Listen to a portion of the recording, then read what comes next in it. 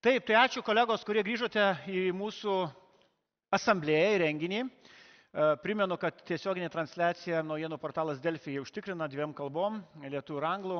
Kai girdėjau, kol kas 10 tik tūkstančių žiūrovų, bet galbūt bus 100 tūkstančių, paskutinis skaičius gal 35 tūkstančiai buvo.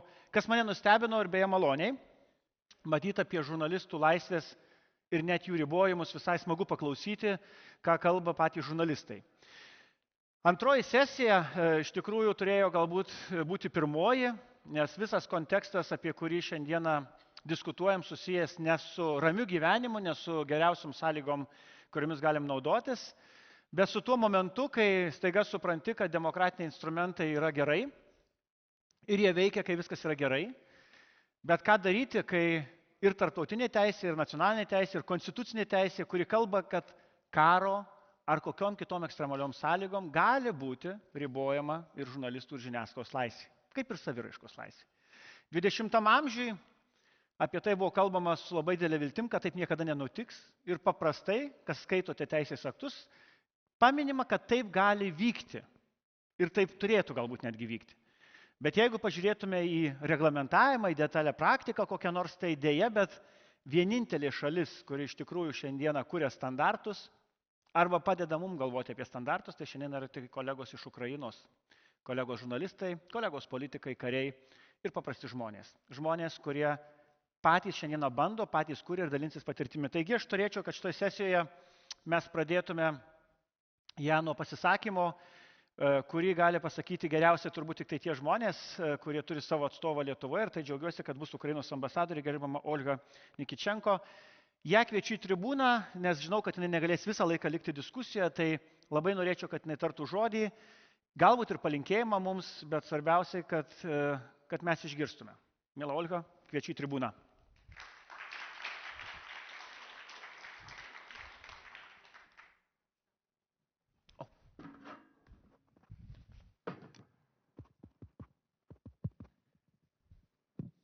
Ačiū.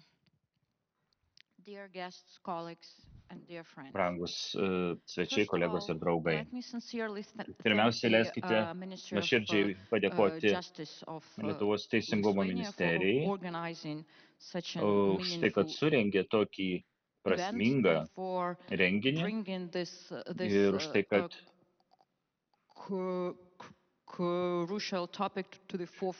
šią labai svarbią temą išvedė į patį priekį mūsų diskusijos.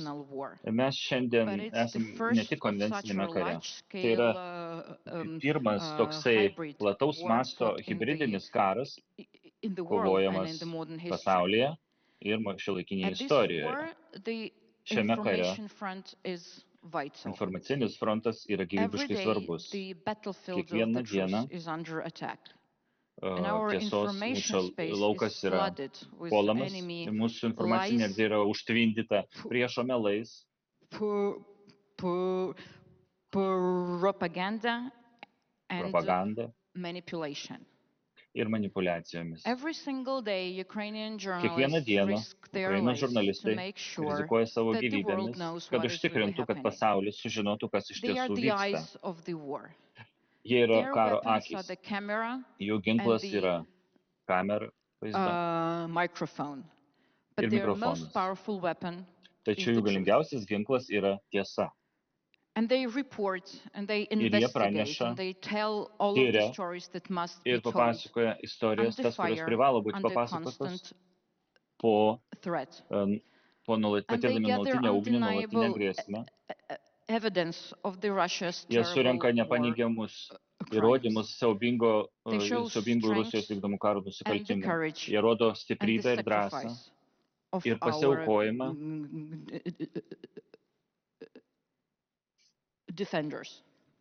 mūsų gynėjų. Ukrainos žurnalistai dažniausiai būna patys pirmi atvykstantys į vietą po raketų smūgio arba dar tam smūgiui atakai vykstant. Jie dirba priešakinėse fronto linijose, žinodami, kad jų gauta užduotis gali būti paskutinė gyvenime. Nes šiame kare, kai ant nugaros užrašyta žiniasklaida, spauda, užrašas, tai tavęs neapsaugo. Iš tiesų tai paverčia žmogų taikiniu. Kodėl? Nes Rusija baiminasi žodžio laisvės. Nes Rusija bijo informacijos laisvės. Jis siekia užpildyti tiesą kulkomis, bombomis ir teroru. Prieš 3 metus, kai Rusija pradėjo šitą pilno masto invaziją, buvo atlikta daugybė nusikaltimų prieš Ukrainos žurnalistus ir žiniasklaidos darbuotojus. Vykdomi pagrobimai, sužeidimai, persekiojimai, kiberatakos, televizijos bokštų infrastruktūros bombardavimas. Tai yra tai, ką jie daro. Ir Rusijos karas pasiglemžė 103 Ukrainos ir užsienio žiniasklaidos darbuotojų gyvybės. Rusijos nestabdo tarptautinė teisė ir jos nestabdo jokie moraliniai principai ar vertybės. Šiame neteisingame kare netgi užsienio pasų turėjimas neapsaugo žurnalisto nuo Rusijos, nuo pakliuvimo į Rusijos nelaisvę ar nuo kankinimų. Mes matėm tragišką istoriją. Žmogaus vardu Mantas Kvedravičius. Tai yra Lietuvos dokumentalistas, filmų kūrėjas, sukūręs filmą apie Mariupolio miestą didvyrį. Jo tarptautinis statusas jo neapsaugo nuo rusų, nes Rusija niekada nesustoja. Rusija žudo kiekvieną išdrįstantį pasakyti tiesą. Tačiau mes niekada nepamiršime ir mūsų širdyse išlaikysim atsiminimą apie Manto didvyriškumą. Man bus labai sunku tai dabar pasakyti. Visai neseniai mūsų sukrėtė istorija apie Ukrainos žurnalistę Viktoriją Rošiną, kuri mirė nelaisvėje Rusijoje. Ji nuvyko į nelegaliai okupuotas teritorijas, kad atskleisti tiesą apie ukrainiečių pagrobimus, tačiau ji pati tapo auka. Ją buvo taikomas nesykį, ji buvo suimta. Ji buvo kankinama Rusijos pajėgų. 2023 metais ji vėl pradingo, išvykusi į kelionę rengti reportažų. Ir metus laiko jos šeima ir kolegos bandė ją surasti ir išgelbėti. Ir tik tai 2024 metais Rusija pripažino, kad ji yra laikoma pas jos nelaisvėje ir ji buvo įtraukta į apsikeitimų sąrašus. Buvo pasakyta, kad ji bus greit išlaisvinta, tačiau laisvė niekada neatėjo. Vietoj to jos tėvas gavo laišką iš Rusijos gynybos ministerijos, buvo parašyta, kad vienas sakinys, kad Viktorija ir mirė. Vėliau jie teigia Rusai, kad ji mirė nuo širdies nepakankamumo ar dar kažko. Tačiau, kai jos kūnas buvo sugrąžintas, atgautas, sugrįžo į Ukrainą, tiesa buvo užrašyta ant jos odos. Kankinimų ženklai, sulaužyti kaulai, deginimo žymės ir trūkstama organų. Viktorija buvo 27 metų amžiaus. Ji tikėjo į tiesą, ji tikėjo, kad žurnalizmas gali apšviesti pačias tamsiausias vietas. Ir ji atidavė savo gyvybę už šitą tikėjimą. Jos istorija nėra tik tai vieno žurnalisto tragedija. Nėra vienos drąsios žurnalistės tragedija. Tai yra istorija daugybės Ukrainos žiniasklaidos darbuotojų, kurie vis dar yra laikomi rusų nelaisvėje. Būtent todėl yra labai svarbu mums kartu su tarptautiniais partneriais tęsti darbą ir sugrąžinti kiekvieną pagrobtą Ukrainos žurnalistę, kiekvieną žmogų laikomą Rusijos nelaisvėje metus. Mūsų darbas yra priversti Rusiją atsakyti už tos siaubingus karo nusikaltimus, kuriuos jie padarė ir kuriuos dėja jį dar padarys. Žurnalistų apsauga iš tiesų yra viena iš didžiausių prioritetų Ukrainos vyriausybės ir ypač karo sąlygomis. Vienas iš pagrindinių žingsnių, kurį turim žengti reikiamą kryptim, yra sukurti sistemą, kad palaikyti ir apsaugoti žurnalistus karo metu, pagerinant teisinius mechanizmus, įkurti pagalbą, teisės centrus, kad būtų didinamas žinomumas per įvairias kampanijas, renginius ir mokymus. Be to, Ukraina taip pat yra giliai įsipareigojusi harmonizuoti, sulyginti Ukrainos medijos sektorių su Europos, kadangi mes artėjame prie narystės Europos Sąjungoje. Ir tai yra labai svarbi dalis mūsų vykdomų reformų ir mes esame pasiryžę atitikti Europos standartus, kas liečia skaidrumą, žurnalistų apsaugą, žiniasklaidos standartus Europos. Taip pat noriu pabrėžti, kaip smarkiai, kaip stipriai Ukraina vertina, brangina visas partnerystės ir paramą, kurią mes gauname iš tarptautinės bendruomenės. Norime mokytis iš kitų valstybių patirčių ir mes esam pasirengę dalintis pamokomis, kurios Ukraina išmoko, labai sunkiamis pamokomis. Aš norėčiau padėkoti mūsų strateginiam partneriui, sąjungui ir draugui Lietuvai ir Lietuvos žmonėms dėl jų nesiliaujančios, nepertraukiamas pagalbos visose sferose mūsų bendradarbiavimo. Tegul tiesa nugali, išlikime visi stiprus ir susivienę. Aš linkiu Jums diskusijos kupinos įžvalgų, kuri būtų produktyvi šiandien. Ačiū Jums labai. Ačiū. Dėkuoju. Dėkuoju. Dėkuoju ambasadoriai. Na ir šita tema iš tikrųjų turi du kampus, kurie man atrodo labai bus svarbus. Tai Ukrainos patirtis ir mūsų pamokos, kurias mes mokomės dabar. Ir aš labai norėčiau, kad tie mūsų pašnekovai, kurie čia išvardinti, ir miela Lina, ir Ana, ir Mindaugas, ir Augustinas, ir Vidmantas, ir Romas užimtų štai čia vietas, pasiruoštų diskusijai, o per tą laiką, kol jie ruošiasi, jeigu galima, aš norėčiau paprašyti, kad Ricardo Gutierrešas, kuris yra Europos žurnalistų federacijos generalinis sekretorius, jo nuotolinis pasisakymas būtų kaip tik šiandieną ekrane.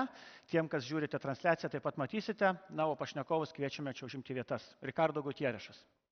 First of all, I would like to welcome the dialogue between the authorities tarp viešų institucijų, Lietuvos ir žurnalistų organizacijų dėl šitos labai svarbus klausimo, kaip žurnalistai gali nušviesti ar kaip turėtų nušviesti konfliktus. Aš turiu pasakyti, kad tarptautinė teisė labai aiškiai pasisako apie įsipareigojimus valstybių, kai kalbame apie šį klausimą, bet kuriuo atveju vyriausybės dalyvaujančios konflikte turėtų padaryti viską, kas įmanoma, kad apsaugoti žurnalistus, ne tik žurnalistus, bet ir žiniasklaidos darbuotojas, kurie nušviečia tą konfliktą. Žurnalistai niekada neturėtų tapti taikiniais. Tai yra pirma taisyklė. Tai yra įsipareigojimas valstybėms susijusiams su Jungtinių tautų saugumo tarybos rezoliucijomis, ESBO, tarptautinė teisė, medijų profesionalai, žiniasklaidos darbuotojai, kurie randasi ginkluotų konfliktų teritorijose, turėtų būti laikomi civiliais. Jie turi būti saugomi kaip civiliai.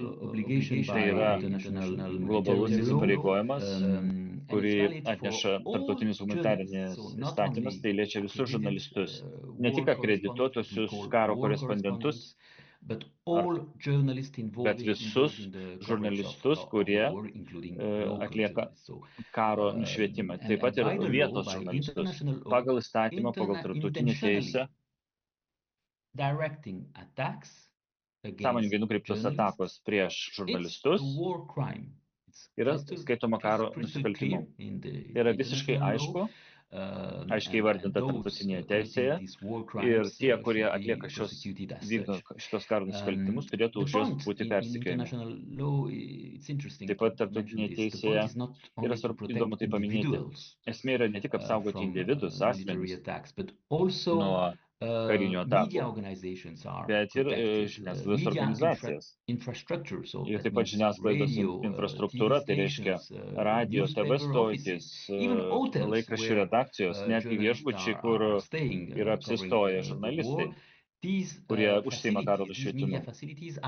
Tos žiniasklaidos patalpos taip pat yra saugotinos pagal tarptautinę teisę ir apsaugos priemonės, turėtų imtis valstybės, yra iš tiesų plačios.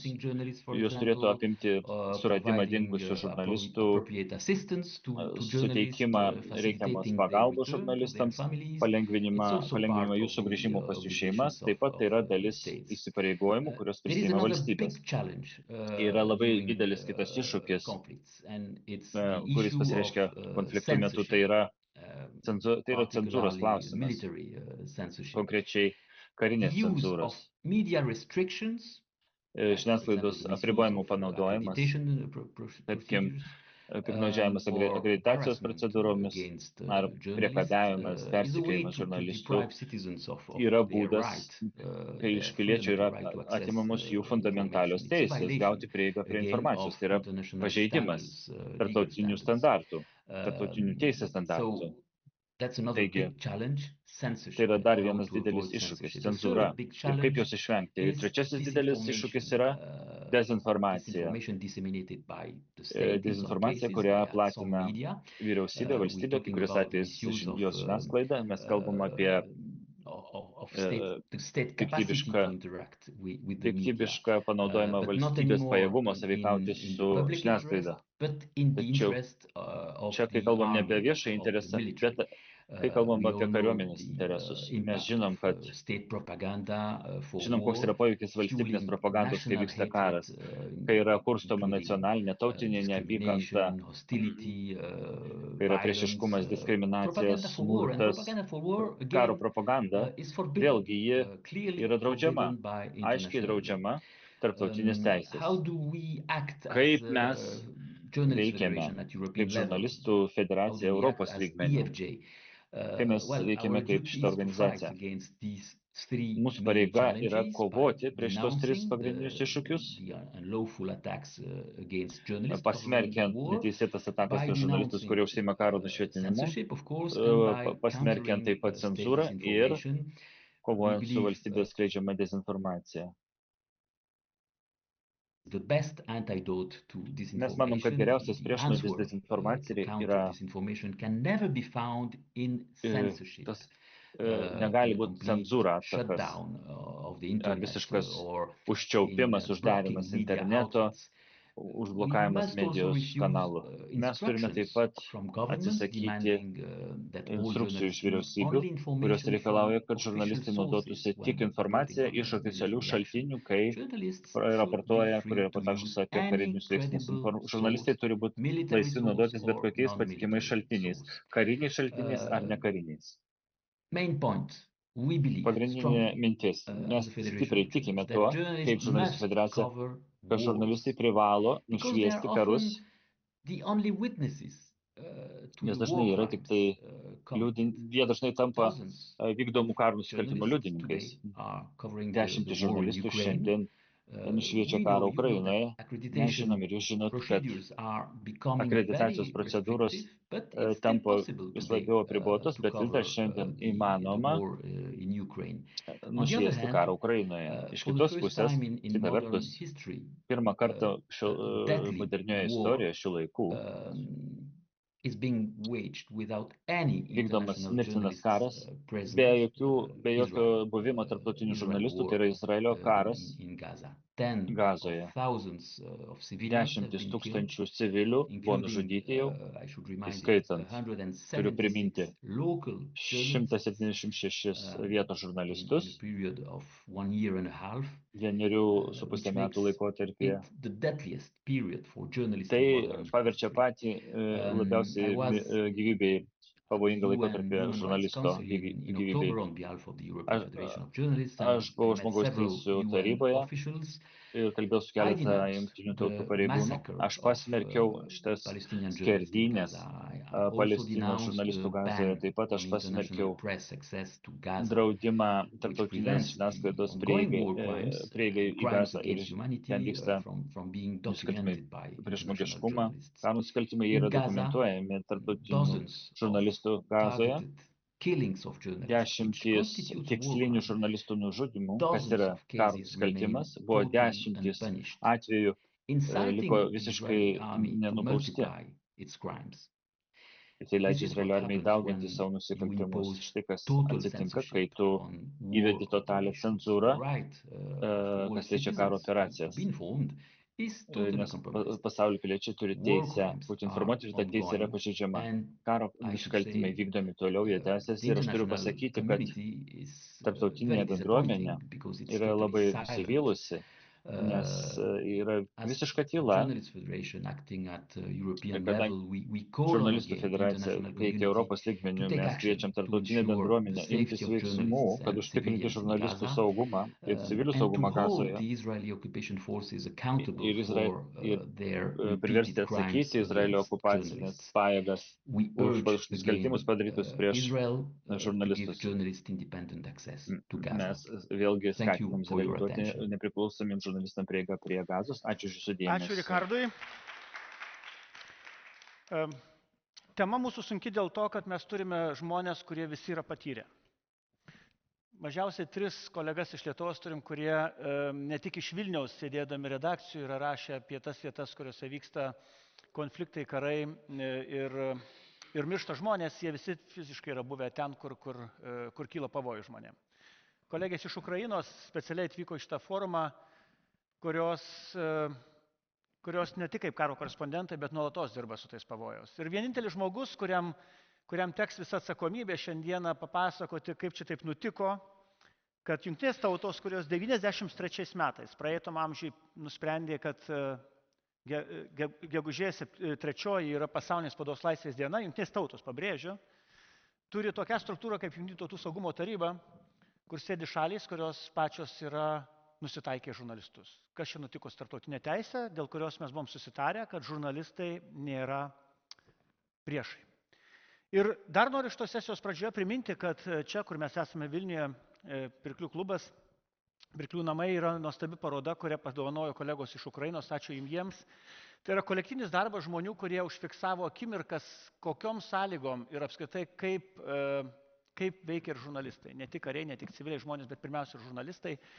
Ir kas matėte mūsų renginio nuotrauką, titulinę nuotrauką, jinai buvo, man atrodo, ne 1 metus, dabar galėtume sakyti, ir bus simbolis 2 dalykų. Sudraskytos vėliavos, į kurias tikrai priešas taikosi, kai mato Ukrainos vėliavą ir tikrai Rusija stengiasi bet kokią formą nuimti, nuplėšti arba sudraskyti, kad tik neliktų simbolio. Ir ten greta matėte turbūt nugarą kolegos su, kaip mes galvojom, skydu, nuo 20 amžiaus skydu, kuris vadinosi PRES. Buvo skydas, kuris sugalvotas tarptautinis standartas, kaip Raudonojo kryžiaus, humanitarinė teisė turbūt apie tai kalba. Ir žodis PRES buvo žymiai svarbiau nei neperšinama liemenė arba kiti dalykai, nes žodis PRES reiškia, kad tai yra žmogus, kuris fiksuoja, renka tiesą ir jį taikytis negalima jokia prasme. Ir šiandieną mes šitoje sesijoje turbūt turėsime ir padiskutuoti, ir pasišnekėti, ir išgirsti mintis ir pasiūlymus, kas pasikeitė nuo 20 amžiaus pabaigos, kai 2 žiaurių pasaulinių karų akivaizdoje buvo susitarę net tos valstybės, kurios dabar vėl kariauja, kad yra šventi arba teisėti interesai, kurių negali jokiom sąlygom niekas pažeisti net ir agresoriai. Ir antra dalis, kuris man atrodo dar svarbesnė yra šiandieną, tai yra praktinė dalis, visi esate praktikai, kolegos, pašnekėti, ar ne pernelyg demokratinėse laisvose šalyse mes esame užsimiršę, kad karo sąlygos keičia viską iš esmės. Ir aš kalbu pirmiausia apie technologijas ir apie žurnalistiką. Šio karo, didžiojo karo pradžia, 22 metai, parodė, kad Lietuvos ir ypač Ukrainos žurnalistai susivienijo pirmosiomis savaitėmis, spręsdami, ką daryti, kai Rusijos okupacinės pajėgos pirmą, ką padaro, užėmė bet kokią teritoriją, išjungia televiziją, išjungia radiją, atjungia internetą, tai yra atjungia visus šiuolaikinius komunikacijos kanalus, kurie, kai ateidinėjo į mūsų gyvenimą, sakėm, kad radiją pamirškit, spaudą galim likviduoti, nes viskas bus tik internetas. Kontekstas labai svarbus, todėl kad tas laikraštis Muiz Ukrainai, kurį kolegos kartu su Lietuvos žurnalistais išleido ir rizikuodami savo gyvybėm sveikatom išvežiojo net į okupuotas teritorijas, buvo dar vienas simbolis, kad galbūt karas ne šiaip keičia gyvenimą, bet primena, jog žurnalistikai reikia, kaip ir kariuomenė matyti reikia, ne tik naujų technologijų, bet nepamiršti ir senųjų technologijų, kurios kartais yra pakankamai efektyvios. Tai čia mes tą kontekstą turime labai svarbų ir aš turbūt pradėti norėčiau nuo kiekvieno iš pašnekovų pasisakymo labai svarbaus viena tema. Kai 20 metais Baltarusijos žurnalistai kolegos, kurie rinko Minsko gatvėse informaciją ir labai greit pastebėjo, jog užrašas pres buvo pretekstas jėgos struktūrų atstovams taikytis į žurnalistus ir pirmieji suprato, kad geriau nusilupti žodį pres, dar geriau jo iš vis neturėti ir atsisakyti savo valia vienintelio tave saugosio dalyko, nes taip tampa tik pavojingiau gyventi. Tai čia buvo Baltarusių žurnalistai 20 metai. 22 metai, man atrodo, tą dar labiau paryškino, tai aš turbūt prašysiu kolegų trumpai pakomentuoti jūsų išvadas. Ar tarptautinė teisė, apie kurią kalbėjo Ricardo Guterešas, tarptautiniai susitarimai turi prasmės, o jeigu turi prasmės, tai ką reikėtų keisti, kad jie iš tikrųjų veiktų. Tai aš pradėsiu turbūt, galbūt norėčiau nuo Anos pradėti, kadangi jinai vadovauja centrui, kuris rūpinasi kolegom Charkovo žurnalistų centras, kuri turbūt surinkusi daugybę pavyzdžių, bet gal ne pirmoji galės apibendrinti, ko labiausiai žurnalistam reikia. Skydų, tarptautinės teisės, užrašo pres, ar žinoti, kaip nenumirti, nes tai turbūt svarbiausia. Prašau. Hello everyone. A bit loudly, okay? Okay, yeah. Yes. Sveiki My visi. English is not good. Sorry about that. Aš atsiprašau, It's hard mano to anglų be kalba journalist. nėra It's, tokia labai gera. Bet noriu štai ką light pasakyti. answer. It's hard.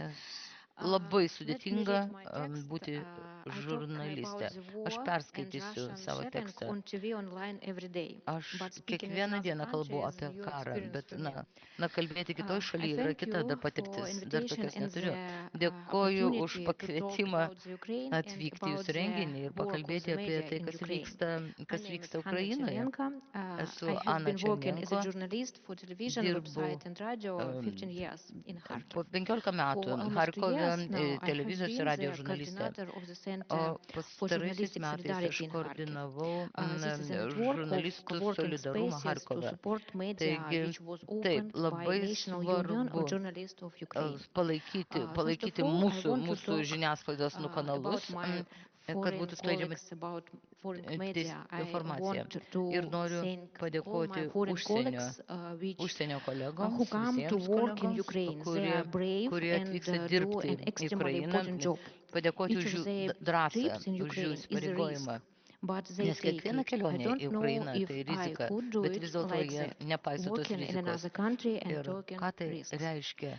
In April, Kharkiv Vykti į alone was kariaujančią šalį, shelled ten, kur vyksta karas, 136 times. These 150 missiles and 123 6 drones. buvo tiesiog raketos, 240 ten people buvo were injured. 19 of them were 240 children. žmonių 7 buvo people were killed. sužeisti, One of them 90 was a vaikų. child. Tai čia tik dar This vienas night and early in sužeisti, the o vienas morning, vaikas ir žuvo. Russia shelled Kharkiv Ir again. tai aš jau apie Harkovą 20 kalbu. drones Šį rytą shelled vėlgi dronai, in the 20 city. dronų buvo paleista What's the virš target Harkovo. of Russia? Ir į ką jie taikosi? It is Ogi į- market and restaurant. And į in this restoranus moment, ir į our turgavietę. colleagues working in this place and Būtent dabar mano kolegos ten darbuojasi ir renka war-filled Russia Shilling for auditoria. Na, jie rodo, jie In total, reportažą rengia apie tai, the ką, air raids in apie April žiaurumus lasted Rusijos. 10 days. Na, What ir are these numbers for? To understand how a kodėl mums city of svarbus million tie people skaičiai? Todėl, lives kad mes for 20 suprantam, kilometers kaip from the front line. 20 And I want milijonus conditions the media work. I want to gyventojų describe turintis to you miestas, kuris my yra one 20 km morning nuo and one nuo evening. fronto, kaip jie gyvena. When Tai instead of aš the noriu sunrise, prašyti, you sakysim, see na, flashes mes sakysim, of tekant saulei, explosions, and then matai, 10 missiles fly over matai, my house. kad It was 10, April sakysim, 24. raketų paleidžiama And kažkur in the nukrenta night virš of mano April namo, 30, o 18 drones are flying balandžio over 30, my čia house. balandį, The ir explosions vėlgi per damaged two saulėlydį hospitals vėl and krenta tos several dozen raketos. houses. Ir When the attack ligonės ends or jie during taikosi the į attacks, you gyvenamosius pack up namus. and Taigi go to work. pagalvokime o mes vis scary. tiek, nepaisant viso The šito first chaoso, time to it's siaubo, mes very scary. atsikeliam Now ir I einam have į darbą. no answer to these Tai, questions. taip, It's buvo iš pradžių hard. baisu, bet dabar aš nežinau, aš net The neturiu fear of atsakymų dying klausimus, kodėl fades tai vyksta. into the background because there is Ir always someone to be more mes afraid of, because there are negalim relatives prarasti and friends, vilties ir and they drąsos, also kodėl? live Nes in yra war. žmonių, kurie This is about personal. kurie dar labiau bijo. Tai If čia, it's about work, I want to tell you about three na, aspects that the aš media face. There are kalbėdama more, darbą but apie let's 3 say three. aspektus noriu pasakyti. The Na, yra jų first daugiau, is bet the aš apie 3 mental tik tai pakalbėsiu. problems. Visų The pirma, tai media yra working on psichikos the ground problemos. become a filter between what they see Kai and their mes audience. mes This is dirbam būtent tokiam ethica, sąlygom, mes kaip protecting filtrais the tampam victim tarp and their family. to žiaurumo ir Imagine, tarp no matter what žmonių, happens, we nes think norime about jiems people. We informaciją must pateikti. think about Mes people. viską matome, We mes take viską pictures, susirbėm į film, save, right, mes so that filmuojame, it's mes clear rašome, that it's rengiam tragedy happening. reportažus. But Ir so mes is not, cause pastoviai esame susiję but there is su ta not tragedija, mes escape from the tampame jos fact dalis, that bet you tu yourself negali pabėgti nuo to saw fakto, it. kad tu pats And matei visą some tai, story. tu patyrei. Ir Hundreds of graves tai in ne the kažkokia forest in tolima the city of istorija. Izum. Exhumation of Ir, adults and children who were killed by ir taip Russian pat shelling, who were not provided netgi with kai medical care, ekshumuojami who kūnai, were kurie buvo užkasti rusų, killed tai vėlgi or mes ir tortured. ten dalyvaujame. Ir matome A nukankintus street kūnus. Ir burned down after shelling. arba The burned bodies of a family, gatvė, mother, kur father, and jau 3 krito children who bombos did ir matome not have kūnus, time to help from fire. kurie negalėjo pabėgti nuo gaisro, Once. visa šeima, mes A matome hand jų kūnus. what Na, was kaip tai gali torn off a nepaveikti? man. The medic Arba was just driving to ranka, work in the kuri buvo morning when nuplėšta a nuo racket vyro hit kūno, his yard. tai You see gydytojas, this kai heart ėjo į in darbą the ir ground. sėdo į mašiną, And at kad the eitų į time darbą ir they kaip are tik trying pataikė to save the raketa. man in the intensive care unit. Ir tas vyras buvo nuvežtas į Hours reanimacijos of skyrių waiting when rescuers gydytojai kovojo dėl jo unblocked the gyvybės. grandfather from under the rubble, and Taip pat nearby buvo relatives ištrauktas pray that he will vienos save. šeimos You senelis, see na, all iš this. po You look griuvėsių. for words to tell Ir about it. taigi And at aš galiu night, daug you pasakoti hope būtent apie that tai, bet there will mes be no dreams. The naktį second thing mes is the negalime unreal tiesiog, things that colleagues do in the tikimės, fight kad against Russia nesusapnuosim tų propaganda. košmarų, bet In the fight for taip, the bet audience. I'm toliau, talking about the kai audience aš kalbu having su savo access to auditorija, truth information. aš manau, Example, kad the auditorija turi Slobodski Krai pateikti tikrą newspaper currently informaciją, looking for pavyzdžiui, funding so laikraštis that its readers in Sovietski the Krai, front line na, territories can receive the newspaper for free. na, The editor of the kai kuriuose newspaper, Zarya laikraščiuose, Vestnik tai mes galime Bogodukhivshchiny, himself bring nemokamai his pateikti newspaper to informaciją, readers under Russian fire. bet There may netgi be no rusams electricity, šaudant, no internet. There should kai be a atjungtas newspaper. internetas, nėra elektros, na viskas išjungta, mes bandome pateikti informaciją, There are remdamėsi projects that faktais. are fighting for audience in the currently occupied territories, old and new. This work Ir is dabar generally okupuotose important. teritorijose mes taipogi The limit bandome of the siekti possible su to bring clarity ukrainiečiais. to the residents of Mes Kherson stengiamės region, Lugansk, and jiems Donetsk, pateikti and other tikrą regions. informaciją. If true independent Lugansk, Ukraine Donetskai. media disappear, then Jeigu Russian ones dingtų come. tikra I nepriklausoma brought this ukrainiečių newspaper from žiniasklaida, kas tada Kazachopany. This būtų? is village. Ir kaimas vienas, This village was occupied. Now it's kuris free, buvo but had okupuotas, dabar broken. išlaisvintas. I don't Bet want ten, na, tiesiog show visi, first na, page kaip ir sulaužyti because, žmonių likimai. the Russia's Tai symbol tik vienas iš propaganda. daugelio kaimų. I Nes won't show Rusijos you last propaganda, page. štai noriu In parodyti this paskutinį page puslapį, usually show kuriame social actions, horoscope about weather, kuriame good paprastai stories. rašoma apie dėl Right. horoskopo tos žinios ir socialiniai veiksmai. Dabar šiek tiek viskas As soon pasikeitė. as Russia occupied a village or city, they bring their Kai Rusai newspapers, their radio okupuoja and television there. ar tai Russian miestą, ar kaimą, newspapers follow jie the iš Russia karto tanks. bando In this savo newspaper, on the last page, which is propagandą usually skleisti, devoted to social kuri eina actions and paskui good tankus. news, they write about Taigi, the mums vacation reikia tai of children atremti from bet the kokią Kharkiv kainą. region in Russia Ir or occupied Ukrainian vaikai iš territory. Harkovo But they do not regiono, write that these children will not vėlgi, be returned jie later sakė, kad home, vaikai Ukraine. trumpam laikui They write išvežami, kad about school pailsėtų Rusijos holidays and teritoriją. Tai show netiesa, how tai melas, students jie are niekada given nebus diplomas of sugrąžinti education Ukrainai. from Russia Ir country. mes After privalome all, stengtis after juos tanks, sugrąžinti. Juk after new papers, the occupiers tai brought their school okupantai, textbooks. okupantai I would netgi really like atsivežė the people, the vadovėlius public to know what mokykloms, media kad būtų viskas literacy dėstoma after the collapse pagal of the jų Soviet Union. They pagal jų taught media vadovėlius. literacy and Ir critical thinking to taigi children mes, and kai older people. tapom nepriklausomi, This mes should be done bandėme now, and not only mokiniuose in išugdyti Ukraine. kritinį And mąstymą, educated taip pat audience is aiškinti, people who are difficult to deceive this įskiepyti, dėkti propaganda. It is vertybės. the O security dabar, of the dabar country. viskas And pasikeičia, third reiškia, last tie vadovėliai things, it's the risk sovietiniai, of rusiški being visiškai ką killed kitą aiškina. if Tai you work jie, in press. The press is a target. taigi I presa won't jiems, tiesiog say spauda, some jiems yra types. I've rusams tikras collected our taikinys. prayers Jie work in the nori war. numaldyti bet kokią First, you need spaudą. to learn first aid. This Ir is necessary even if there is no war. pirmoji My colleague has pagalba, repeatedly irgi labai arrived svarbi. at the Labai location of Schilling as one of the first and provided svarbu, assistance to the wounded. kad They help them būtų apmokyti žmonės, people mes ir apie tai, after Schilling. informuojam žmonės. Second, you should keep your work archive in a safe place. It is Taip pat better in jūsų several archyvas, versions. jūsų visa medžiaga Three, turėtų saugioje you vietoje need būti to work laikoma. in a team. That is, your Reikia colleague dirbti should komandoje, know where you have been and kad where you will bent jau be. jūsų When your kolega last contact žinotų, is kur jūs important. buvote People ir will kur, know where to find kokį you or reportažą find jūs rengėte your body. ir Fourth, kur rasti if you jūs work ar alone, jūsų kūną. someone should still know where you are. Jeigu There are dirbote gadgets, vienas, individualiai vis smartwatches tiek for kažkas this. turėtų, Five, arba you turėtume need to turėti tą išmanų perform the laikrodį arba actions dar that kitą the įrenginį, kad military jūs galėtų or surasti. recruiters tell you. Ir This is a place to work in the shelling zone or works in the front. labai svarbu, jeigu More than dirbote once apšaudomoje during toj the zonoje, fear of netoli second fronto. strike Russia, Na, I ran to cover and aš fell pati atsimenu, to the kaip aš ground. Six, aš bėgau, working in ieškodama extreme prieglobsčio conditions, ir kritau ant žemės, kad į mane nepataikytų. Taigi dirbi acquire good physical ekstremaliuose shape. sąlygose, Sports labai will reikia allow you to fizinę run and parengtį work gerą through turėti, fast and improve your mental neperšaunamą state. liemenę, If you do svarbių not šalmas. how to drive a car, you Jeigu need mes to learn. nemokame If you know vairuoti, how, take a course in nemokame extreme vairuoti, driving. būtinai If something išmokti. Netgi happens to the ekstremalus driver, you vairavimas can šiuo replace atveju labai him. You svarbus. can quickly Nes get to jeigu safety. tavo vairuotojas žus, tu Protective turi jį equipment. greitai You can rent pakeisti.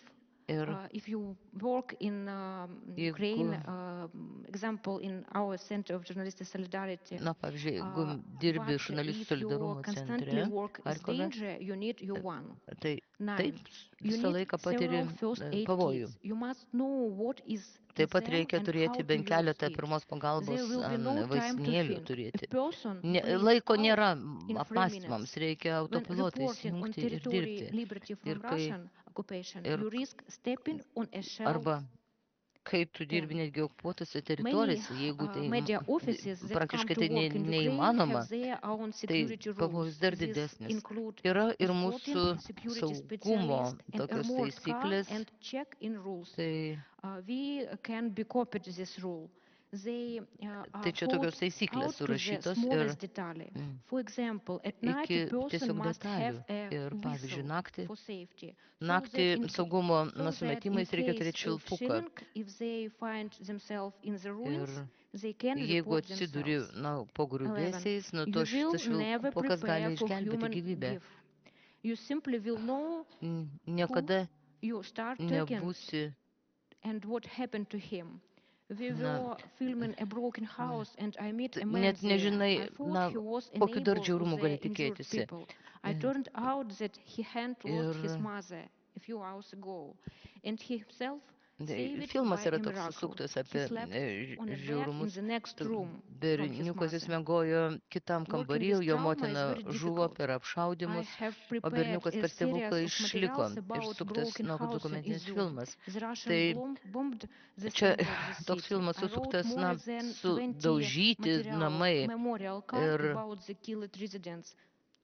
Ir Talking to netgi their ten relatives. daug And last, informacijos well, galima rasti tam you need to filmuke be apie attentive to your sudaužytų žmonių emotional likimus, state. If you live apie in war, šeimas, you kur will not protect yourself kur from vienas depressions išliko and arba ne trauma, vieno but išliko. you need to Bet do your best to support tai žinoma, yourself. tai And depresija I po want tokių again traumų, to depresija thank po tų everyone tragedijų yra there and nu, akivaizdi, thank bet all mes my turime Ukrainian colleagues. They imtis are visų unreal. Thank you for veiksmų, kad invitation galėtume and išgyventi opportunity to ir toliau say what I skleisti think. informaciją apie tai, kas And vyksta. Tai noriu my padėkoti a few visiems savo days without kolegoms air raids. ir ir aš džiaugiuosi bent keliomis you. dienomis, kad galėčiau God bless. pragyventi taikoje be žiaurumų. Gal ir gerai, kad taip trumpai ir tuo pačiu struktūruotai kolegai beveik vadovėlinį pavyzdį pateikė. Nors klausimas mano buvo apie esminį dalyką, aš tada prie kolegos Balkūno Vidmanto sugrįšiu. Aš pamenu paties Facebook'e keistus patarimus žurnalistams, reiškiasi, kurie važiuoja konflikto zonas, ką reikia padaryti. Toks įspūdis, kad vietoj to, kad sakytum, jog teisės viršinybės principus reikia išsiaiškinti, skaityti, advokatą nusamdyti, jeigu gintis reikės nuo agresorių, tu visai ne tas rašė nesąmonės kažkokias, reiškiasi, o ten dėlioji, ką daryti, ko nedaryti. Toks įspūdis, kad pamiršai tarptautinę teisę pasimti. Pres užrašą, kuo ryškesnį, kad naktį šviestų. Vidmantai, kodėl tu nesinaudoji senais 20 amžiaus patarimais? Kolegom patardamas, kaip išlikti naudojantis teisę. Todėl, kad skydas, sakykime, Ženevos konvencijos knygutė neapsaugo nuo kulkų ir artilerijos. Tai iš principo tas susidūrimas, kas man buvo ir suvokimas, kad pres užrašas yra daugiau, sakykime, kaip pavojaus tau raudonas kryžius, o ne apsaugantis kažkoks užrašas. Buvo dabar galvo 14 ar 15 metais, kai pirmą kartą su ukrainiečių medikais atvykom prie Donecko oro uosto, kur tuo metu vyko tie didėjai mūšiai. Ir kai aš įsitraukiau savo liemenę, nors tai buvo mano ne pirmas konfliktas, bet liemenė, tamsiai mėlyna, pagal standartus, didelis pres baltas užrašas, Hebra pasižiūrėjo, sakė, tu iš to durak, nulupo tą užrašą man ir sakė, nu, vat, su liemenė dar ta tokia, kadangi čia pas mus visokių yra, tai gal ir nebūsi pažintas kaip žurnalistas. Sako, nes kitu atveju tu taikinys numeris 1 esi. Tai va, tai čia buvo tas pirmas susidūrimas ir nuo to laiko iš principo, nesvarbu, kaip mes ten seniau per pratybas arba kažkokius mokymus mėgdavomės labai ten selfinti su Press TV ir visa kita, tu stengdavaisi ir stengiasi kuo labiau paskesti toj minioj, nes tu tada tapsi vienu iš daugelio ar galbūt tavęs nepastebės. Ar būta tokių labai tendencingų taikymusi į, sakykime, žurnalistus su Press užrašais? Tai aplinkoj mano, aš neturiu tokių pavyzdžių, bet yra ir kitas niuansas. Mes šnekame apie, sakykime, priešiškos pusės šaudimą, taikymasi. Bet yra ir kita pusė, kurioje tu esi. Tai, pavyzdžiui, mane Ukrainos SBU buvo, spėjau, kad tos SBU buvo sulaikius, todėl, kad pabėgėlius fotografavau pasienį. Kai tu važiuoji per blokpostus, tavo visi mikrofonai Press užrašai sukelia į didelį susidomėjimą tavim ir kaip taisyklė, kad jeigu tave identifikuos kaip žurnalistą, iškart tave pradeda kratyti, žiūrėti ir dažniausiai tu nepateksi. Tai kuo tu labiau įsimali, kaip čia paskesti toje minioje, tuo tu turi daugiau šansų išgyventi. Ir, ne tai, kad išgyventi, gal čia per drąsiai tai pasakyti, sakykime, dirbti netrukdomas. Tai dabar kaip tik laikas Mindaugui Kukaičiui, aš nežinau, ar jis viską pakomentuos, bet bent jau trumpai, mielas Mindaugai, šitas karas jis daug ką pakeitė supratime mūsų apie tai, kas yra susitarimai, kurių buvo tikrai labai daug ir aš nevardinsiu Europos saugumo bendradarbiavimo organizaciją, Jungtinės tautos. Galim imti daugybę tarptautinių organizacijų, kurios kūrė standartus, kaip žiniasklaidai ir žurnalistams dirbti konfliktų zonose, karo zonose, įvairiuose formatuose, kurie iš esmės kalba apie grėsmę žmogaus gyvybei ir sveikatai. Ir pirmi du dalykai, kurie svarbus visą laiką būdavo, kad žurnalistai apskritai turėtų teisę gauti informaciją kažkokią, kad nebūtų cenzūros, kaip sakė Rikardo, o antra dalis daug svarbesnė, kad netuptų aukomis. Ir aš patį dabar klausiu kaip advokatą, ar tikrai tarptautinę teisę reikia išmesti iš šiukšlių dėžę? Tai pirmiausia, tai sveikinuosi su laisvos šalies, laisvo žodžio diena ir dėkoju už galimybę tiek ministerijai už iniciatyvą kalbėti pakankamai sunkia tema. Aš vien įvedęs ChatGPT šios panelės tekstą, gavau atsakymą, kad tai labai sudėtingas ir jautrus klausimas. Tai atsakymas į klausimą, Dainiau, slypi labai giliai. Visų pirma, tarptautinė teisė buvo dažniausiai rašoma ne karo metu, o po jo. Ir kitas niuansas, kad tarptautiniai teisei visuomet reikia priminti, kad kur yra pamatai. Pamatai, dėl kurių ir kuriamas tas teisingumo jausmas. Kai pamatai pajudinami arba bandoma pastatyti namą, dažniausiai pradedama namą statyti nuo stogo. Tai ir čia didžiausia klaida buvo. Tai tarptautinė teisė veikia, tačiau veikia netinkamai arba nesavalaikiai. Šiuo atveju tarptautinė teisė neveikia kare prieš Ukrainą, dėl to, kad tarptautinė teisė suteikta labai daug idealiųjų teisės pagrindų. Tai yra, kad visi paklus veto teisės turėjimas, netgi agresoriaus arba puolėjo, veto teisė prieš kurį puolė. Na, o jeigu kalbėti apie Lietuvą, nes vis tik tai čia tema, šios diskusijos tema, aš truputėlį papilčiau pipirų. Aš manau, kad Lietuva yra nepasiruošusi. Kam? Karo žurnalistikai, karo teisai. Ir štai kokias išvadas aš darau. Aš matau Ukrainos aukų skaičių žurnalistų tarpe. Ir įvedžiau, bent jau pagalvojęs apie šią konferenciją, įvedžiau į Wikipediją karo žurnalistas, tai neišmetė nieko. Karo korespondentus išmetė 7.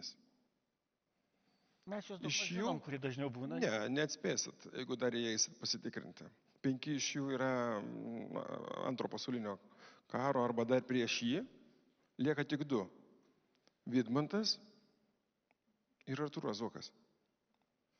Aš galvoju, Augustinas dar bent jau. Romas. Ne, dėja nėra ten. Wikipedijoje žurnalistų karo. Gal ir gerai, kad rusai nežino pavardžių. Nėra. Nebent tai būtų konspiracija. Bet jeigu mes kalbėtumėm apie idealią teisę ir kaip jinai veiktų, tai aš iškart galiu pasakyti, mano įsitikinimu, Lietuva yra nepasirengusi. Nepasirengusi dėl baimės prieš žurnalistus. Ir tai išplaukia iš įstatymo leidėjo. Aš šiandien kritikos pabersiu ir jiem. Kodėl? Jeigu jūs žiūrėtumėte tik tai kelis įstatymus, tai yra, pavyzdžiui, karo padėties įstatymą arba mobilizacijos įstatymą, jūs nerasite nei vieno žodžio apie žurnalistą, apie žiniasklaidą, o reiškia, mobilizacija būtų taikoma pilnai, be jokių išimčių. Jeigu karo padėties įstatymą įvestumėm, tai karo padėties įstatymė yra labai aiškiai pasakyta, 6 konstitucijos straipsniai būtų ribojami. Tai tame tarpe judėjimo, nuosavybės neliečiamumo, susirinkimų laisvė ir, kas svarbiausia, turėti savo įsitikinimus, juos reikšti ir rinkti informaciją. Tai ką tai reiškia? Tai reiškia, kad mes netgi galime turėti teisę kaip ginklą prieš žmogų arba žmogaus nenaudai. Jeigu karo padėties situacijoje bet kuri žiniasklaidos priemonė galvoja, kad ji turi teisę rinkti ir būti objektyvi, tai tiek visuomenės informavimo įstatymas gali būti atsuktas prieš pačią žiniasklaidą. Man neteko surasti nei vienos programos, kuriame būtų rengiamas nors vienas karo žurnalistas Lietuvoje ar korespondentas. Man žinomi 7 Lietuvoje esantis asmenys. 3 čia, dar keletas yra, tačiau nėra nei vienos programos, kuriame valstybė finansuotų. Na, jeigu mes prieš tai turėjome diskusiją apie taikos žurnalistikos apsaugą, tai mes jau ir čia neturime tinkamos apsaugos prie žiniasklaidą. Vienintelis administracinės teisės pažeidimų kodeksas sako, kad žiniasklaidos priemoniai duomenų neteikimas gali būti baudžiamas bauda, tačiau bauda prasideda nuo 20 eurų. Tai reiškia, pirmą kartą nedavus galima gauti maksimum 10 eurų baudą. Vadinasi, o jeigu įvesime karo padėtį ir visuomenės žiniasklaidos priemonė, bet kuri legali, oficiali nacionalinė transliuotoja gali būti panaudojama prieš ją. Nes netgi rašymas apie nukentėjusią šalį gali būti laikoma kurstymu. Nes nėra jokios apsaugos, kai kalbė, kad nukentėjusi šalis turi teisę gintis, bet gali būti laikoma ir kurstymu. Todėl aš atsakingai galiu pasakyti, kad mes turime pradėti nuo pamatų ir pagrindų. Neatsitiktinai sudrebėjo pagrindiniai pamatai Jungtinėse Amerikos valstijose. Kada yra koncentracija ir kada yra nepagarba kitoms valdžioms. Įstatymo leidėjas, įstatymo vykdytojas, trečioji valdžia, teisminė valdžia. Nuo amžių amžinųjų. Tai yra principai, kurie negali būti pažeisti. Tai tiek teisė būti apgintam, tiek teisė kritikuoti arba teisė rinkti informaciją turi būti absoliuti. Tai karo metu galima būtų kritikuoti Lietuvoje viską? Aš manau, kad yra pavojinga kalbėti apie tai, kad mes galime riboti žurnalisto teisę rinkti informaciją. Kad mes galime negerbti jo skydo už nugaros ir jo nesaugoti. Taip, tarptautinė teisė labai aiškiai apibrėžia, kad jis negali būti karo belaisvių ir taip toliau. Tačiau tai neveikia. Ir neveikia dėl pamatų neturėjimo. Aš prisiminiau mano patrono amžinatelis posakį, kada dar Lietuva tik pradėjo nepriklausomybės laikotarpį ir buvo diskusija mažumos teisės. Tai buvo pasakyta labai paprastai iš jo pusės, kaip mokslo žmogaus ir advokato Algimanto Dziegoraičio, kad pasakyta, kad pagaliau mes maža tauta turim pasakyti, kas yra mažuma. Mes ir esame mažuma, kai yra aplinkinis kaimynas didesnis. Tai Ukraina yra mažuma lyginant su Rusijos šalies dydžiu. Ir ten ginti savo daugumos didesnės šalies teisų tiesiog tarptautinė teisė turėtų neleisti. Tai lygiai taip pat ir pas mus. Jeigu mažuma šiuo atveju neturime karo žurnalistų, realiai mokyklos, neturime pasiruošę įvedus situaciją juos apsaugoti, vadinasi, čia reikia didesnės apsaugos. Tiek įstatymo leidėjo, tiek įstatymo vykdytojo, tiek teisminės valdžios, tiek pačios žiniasklaidos apsiginkite arba patys, arba pasitelkite teisę. Tai yra, mes kaip advokatai galim bandyti padėti. Aš tik noriu patikslinti, tai teisė neprašyta, ar žurnalistas turi skubiai evakuotis, jeigu užpuola Lietuvą, tarkim, kokia nors valstybė, ir dirbti savo žurnalistinį darbą iš saugios vietos, ar imti ginklą mobilizatorius, taip sakant, mobilizacijos laikotarpiu. Greičiausiai mobilizuos ir tada niekur nevažiuos. Aš manau, kad bus labai daug pavojų. Tai vat, Ukrainos advokatūra pasakė, kad pirmiausias pavojus ir buvo žiniasklaidai, kitas pavojus pačiai advokatūrai. Kodėl? Todėl, kad nemobilizuojame teisėjai, prokurorai ir praktiškai valstybės tarnautojai, tačiau visi kiti gali būti bet kurią minutę mobilizuojami. Ir, pavyzdžiui, Ukrainos advokatūra sako, jeigu ateini į teismą ginti, na, iš tiesų, gal nebūtinai ir dorą pilietį, bet turi ginti ir stovėti teisme tam, kad teismas priimtų apkaltinamąjį nuosprendį, tai po to vien už gynybą gauni šaukimą į karinį komisariatą. Tai lygiai tas pats ir su žiniasklaida. Jeigu bus kritika arba mes neturime alternatyvos arba juoda balta, mes neturime kritinio mąstymo susikaupusio, kad galbūt tiesa kažkur ties viduriu arba bent jau galima ir kritikuoti ir tam tikrą netinkamą gynybos formatą ar dar ką nors, kad žurnalistai būtų apsaugomi, nemobilizuojami. Tai yra čia kreipimasis galbūt galėtų išeiti iš žiniasklaidos ir į valdančią daugumą, lygiai taip pat aš vėlgi pasakysiu ir pasigirsiu, ką Ukrainos advokatūra yra pasiekusi, kuri galėtų taikyti ir jums šį principą. Kad jeigu neduodama informacija advokatui, advokatūra surašo administracinės teisės pažinimo protokolą ir atiduoda teismui. Tai kodėl žurnalistų etikos inspektorius negalėtų tokį teisę turėti, jeigu žurnalistui neduodama rinkti informacijos? Gražina Romanovskaitė yra, galės pakomentuoti. Ačiū Mindaugui už tokius paaiškinimus, ko mes neturime. Kontekstas beje įdomus. Lietuvoje visai neseniai yra patvirtinusi kultūros ministerija atsakinga už tam tikrą veiksmų planą dėl žurnalistų teisių stebėsenos ir panašių dalykų, bet irgi taikos metu. Lina, aš dabar kaip tik Linos paprašysiu, pakomentuoti, todėl kad ir Sergejus, ir tu, ir visi kolegos iš tikrųjų ne nuo 22 metų turite visus tuos iššūkius, kuriuos aš dabar šneku. Aš puikiai pamenu mūsų diskusijas, pokalbius, tarkim apie tai, ar reikia sudarinėti juoduosius sąrašus propagandistų, blogų žurnalistų, kurie kenkia Ukrainos valstybei jau nuo Donbaso ir nuo Krymo laikų. Ir buvo logiška, kas palaiko Rusijos pusę, bet kiekvieną kartą, kai tik Ukrainoje kas nors pabandydavo teisiniu būdu riboti Rusijos propagandos, karo propagandos mašiną ir jos atstovus, net tarptautinė bendruomenė, žinau, smerkdavo ir puldavo ir Ukrainą, ir ne tik valstybę, bet ir žmonės. Tai, Lina, gal galėtų keliais štrichais šitoj diskusijoje pasakyti, kokios jūsų pagrindinės pamokos buvo arba supratimas, ko labiausiai trūko ir ko nebuvo Ukrainoje, kam pasiruošta tiek žiniasklaidos bendruomeniai, tiek sprendimų priėmėjam, nes žurnalistai lyg ir žinojo, jautė problemas, bet aš suprantu, kad buvo daug kas nepadaryta. Lina, ką jūs supratot ir ką jūs manėt, kad reikėjo po to daryti greitai, kai prasidėjo didelis karas? First of all, thank you for Pirmiausiai dėkoju už pakvietimą ir suteiktą galimybę dalyvauti tokioje svarbioje asamblėje ir ačiū, dėkoju Jums už Jūsų stiprią paramą, palaikymą Ukrainos žurnalistams ir Ukrainai. Aš norėčiau pasidalinti mūsų patirtimi, nes turint omeny, kad praeitį, ką mes patyrėm per tuos metus, aš norėčiau pasidalinti mūsų patirtimi ir galbūt padarytomis klaidomis, kurių reiktų vengti.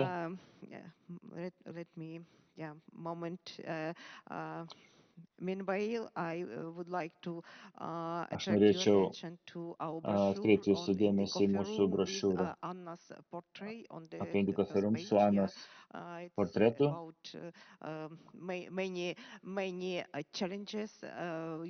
Noriu pakalbėti apie daugybę iššūkių, su kuriais susiduria Ukrainos žurnalistai.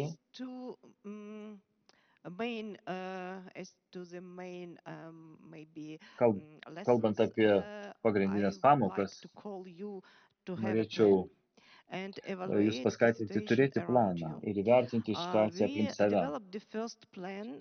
Mes sukūrėme pirmą planą likus keletui mėnesių iki pilno masto invazijos. Ir mūsų organizacija, tai yra didžiausia žurnalistų organizacija Ukrainoje, mes turim regionuose organizaciją, visose 24 Ukrainos regionuose, kai paprašiau Jūs sukurti planą kritiniai situacijai, dalis mūsų kolegų man paskambino ir pradėjo mums sakyti, negąsdinkit mūsų, nesidalinkit tokią informaciją, negalvokit apie blogus scenarijus. Daugybė žmonių, negi daugybė žurnalistų, buvo nepasirengę, galbūt psichologiškai, pilnai invazijai. Aš sutinku, kad mūsų sąjunga, mes sukūrėm kitokius dalykus ir tikimybę, ir galimas poveikis mūsų darbui, koks jis gali būti, bet mes nedavertiname nepakankamai vertiname pilnos invazijos tikimybę. Mes manėme, kad pagrindinės rizikos mums bus skaitmeninė sauga ir komunikacijos trūkumas ar elektros trūkumas kai kuriuose regionuose ir taip toliau. Ir mes sukūrėm scenarius, kaip galėtume su tuo susitvarkyti, tačiau mes nesitikėjome, kad visi Ukrainos regionai taps taikiniais rusų raketų ir nesitikėjome tokio smarkaus poveikio vienu metu per keletą dienų. Ir aš turiu planą, taigi svarbu yra turėti planą ir įsivertinti situaciją aplink jūs kiekvieną kartą. Antras punktas, kurį noriu su jumis pasidalinti, tai yra nelaukite oficialaus paskelbimo evakuotis. Jūs turite priimti savarankišką sprendimą gerokai anksčiau, negu bus oficialiai paskelbta evakuotis. Prieš keletą savaičių mūsų organizacija, regiono organizacija iš Sumų, iš Ukrainos šiaurės, jie paklausė mūsų paprašė sukurti scenarijų žurnalistų evakuacijai iš Sumų. Mes surengėm susitikimą su jais ir paaiškinom jiems, kaip yra įmanoma, nes po to, kai buvo paskelbta oficiali evakuacija, kad keletai kategorijų bus teikiamas prioritetas transporte, pavyzdžiui, vaikai, vyresnio pagyvenusio amžiaus žmonės, bet ne žurnalistams, tai prioritetas bus teikiamas. Antras dalykas, kad miestas bus uždarytas, jį nebus galima patekti išoriniam transportui. Visas transportas iš miesto išvažiuos. Trečias dalykas, bus neįmanoma naudotis transportu kaip taksi. Kaip pavyzdžiui, Mariupolyje buvo neįmanoma 2022 metais, kai bandėm padėti ir surasti savo kolegas Mariupolyje, mes susidūrėm su tokia situacija, kur giminaičiai ir kolegos prašė mūsų suteikti transportą kaip taksi, nuvažiuoti į tą ar aną adresą ir paimti jų giminaitį ir giminaitę. Tai buvo neįmanoma padaryti, nes žmonės Mariupolyje, jie bandė rasti vietą, kur galėtų pasislėpti nuo raketų smūgių.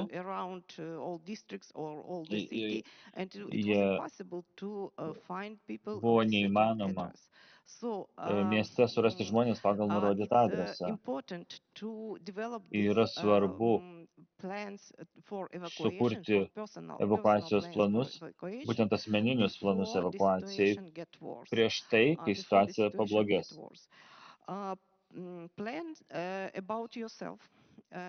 Planuokite sau pirmiausiai, jums reikia priimti sprendimą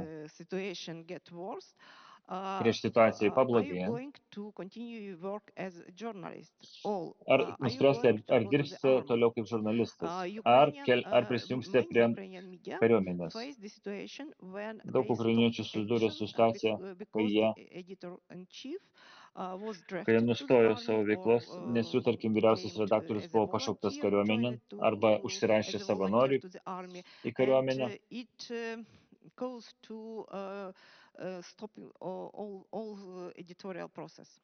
Ir tai sustabdo visą redakcijos procesą veiklos.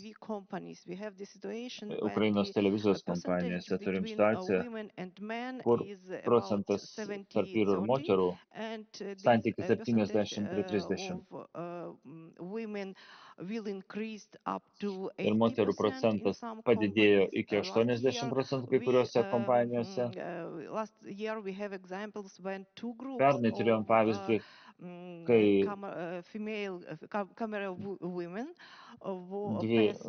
dvi grupės moterų video operatorių baigia kursus moteriams kameros operatoriams ir yra kursas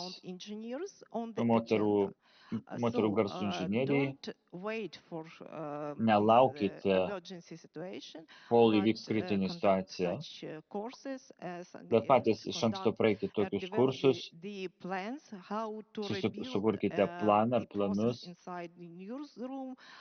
kaip atkurti procesą naujienų kambarį, kaip išvengti krizių, nes kai kurie žmonės, kolegos, bus pašaukti į kariuomenę. Arba kitas scenarijus yra, kai yra žurnalistai iš Ukrainos, jie pakeičia savo darbą, išeina iš žurnalisto darbo. Tai irgi sukelia krizę kai kuriuose naujienų studijose, kai yra deficitas, atsiranda žurnalistų ir kitų specialistų. Norėčiau pasidalinti mūsų patirtimi apie asmeninį pasiruošimą, apie pasirengimą elektros dingimui. Tai yra labai svarbu naujienų studijoms turėti tiesialaidinį internetą namuose ar biure, turėti akumuliatorius, baterijas. Generatorius yra geras sprendimas, tačiau mažoms naujienų studijoms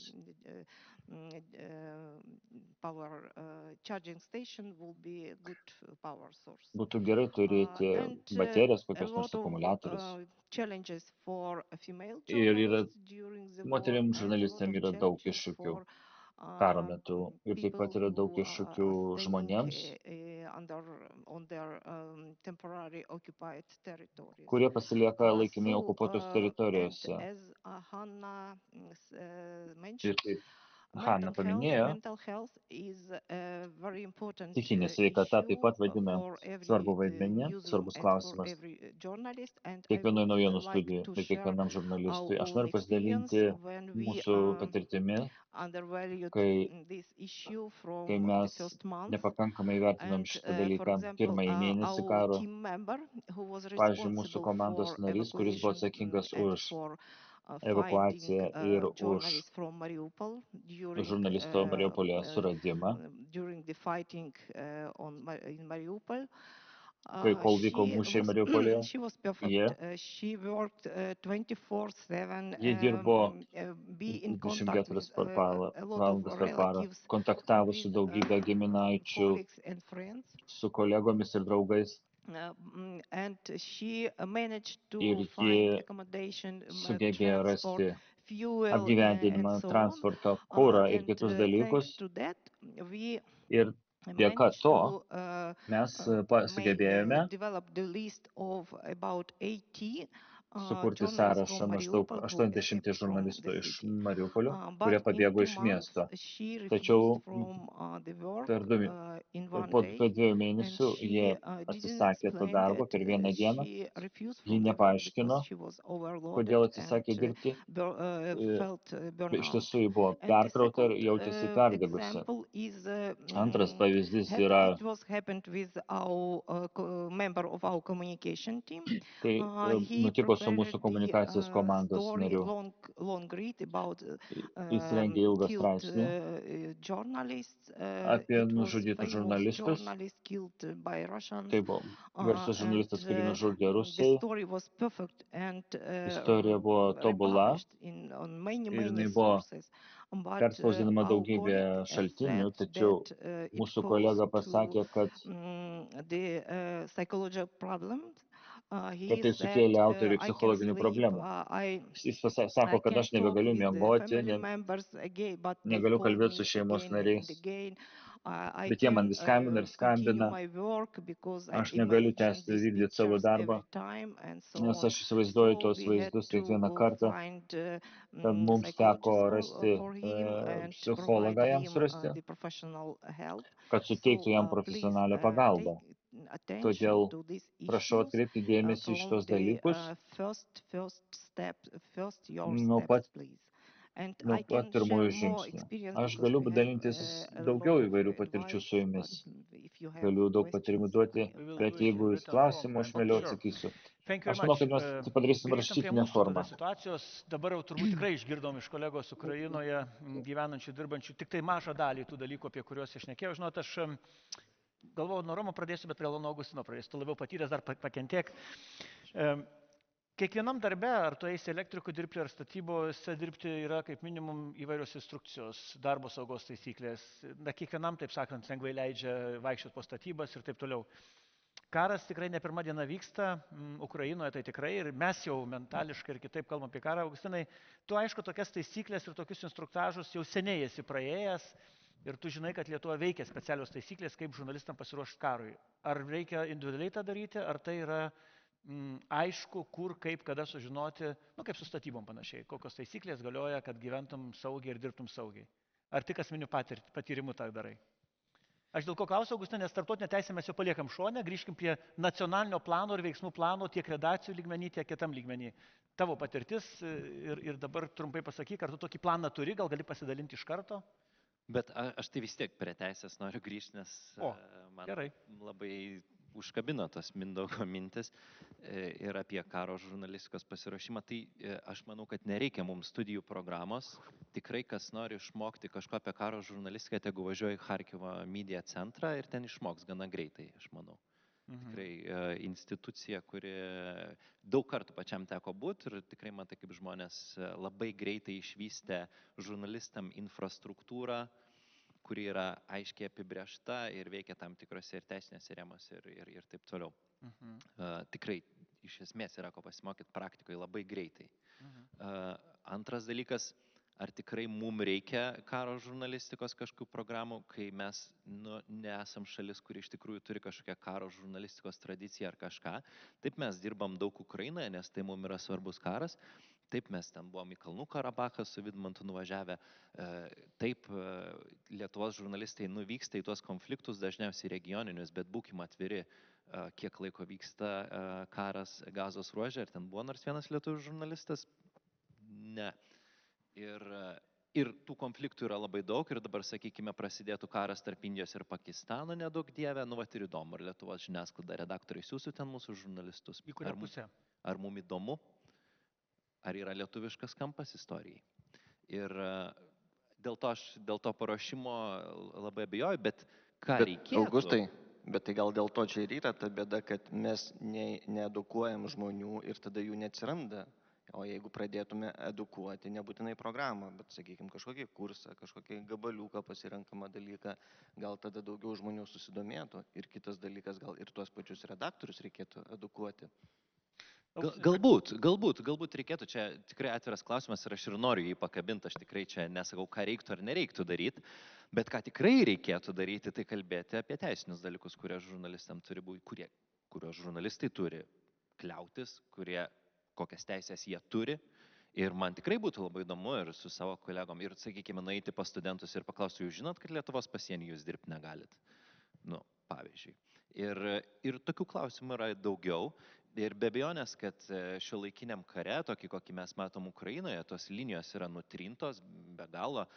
Vasario mėnesį mes važiavom su kolegomis į Orichivo miestą, jis yra netoli fronto, ir važiavome su vietos ugniagesiais, tai yra kaip ir institucija, ar ne, jie sutiko mus nuvežti. Tai pirmas dalykas, ką jie padarė, tai nuėmė mūsų presženklus, ar ne? Ir jums nulupo. Nulupo pirmų taikymu. Tai čia tik tai vienas iš tų pavyzdžių, ką mes kalbėjome pačioje pradžioje diskusijos, bet vėlgi, tęsiant tą, nuo ko prasidėjo diskusija, čia aš manau vis dėlto, kad mes negalim atsisakyti tų preženklų, mes negalim atsisakyti deklaravimo, kad mes esam žurnalistai. Taip, tai kelia papildomą pavojų dažnai, gerai, bet gal nebūtina tada visą mašiną apsikliuotas kažkokiais preženklais, bet mes matom, kaip rusų žiniasklaida veikia, kur tiesiog eina kareiviai, kurie filmuoja ir jie yra tie vadinamieji karo blogeriai. Ar mes norime eiti tuo keliu? Aš tai nenoriu. Aš jau geriau eisiu su presto ženklu ir deklaruosiu atvirai visiems esantiem aplinkui, kas aš esu, kokios teisės man priklauso ir kokiu aš turiu laikytis. Taip, Vidmantas teisus, kartais labai sunku dėl to surinkti kažkokią informaciją, taip, dėl to dažnai tau bus uždarytos duris, bet vėlgi, čia ta riba labai slidi ir labai lengva nuklysti tada į kažkokius tai partizaninius dalykus.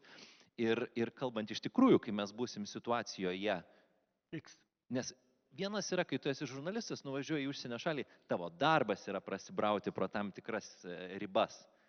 Tu kitaip nenuvažiuosi, jeigu tu nepasislėpsi savo prie ženklų. Taip, tai tiesa.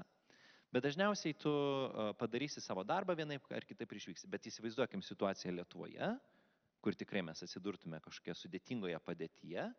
Ir dabar kaip žurnalistai turėtų elgtis.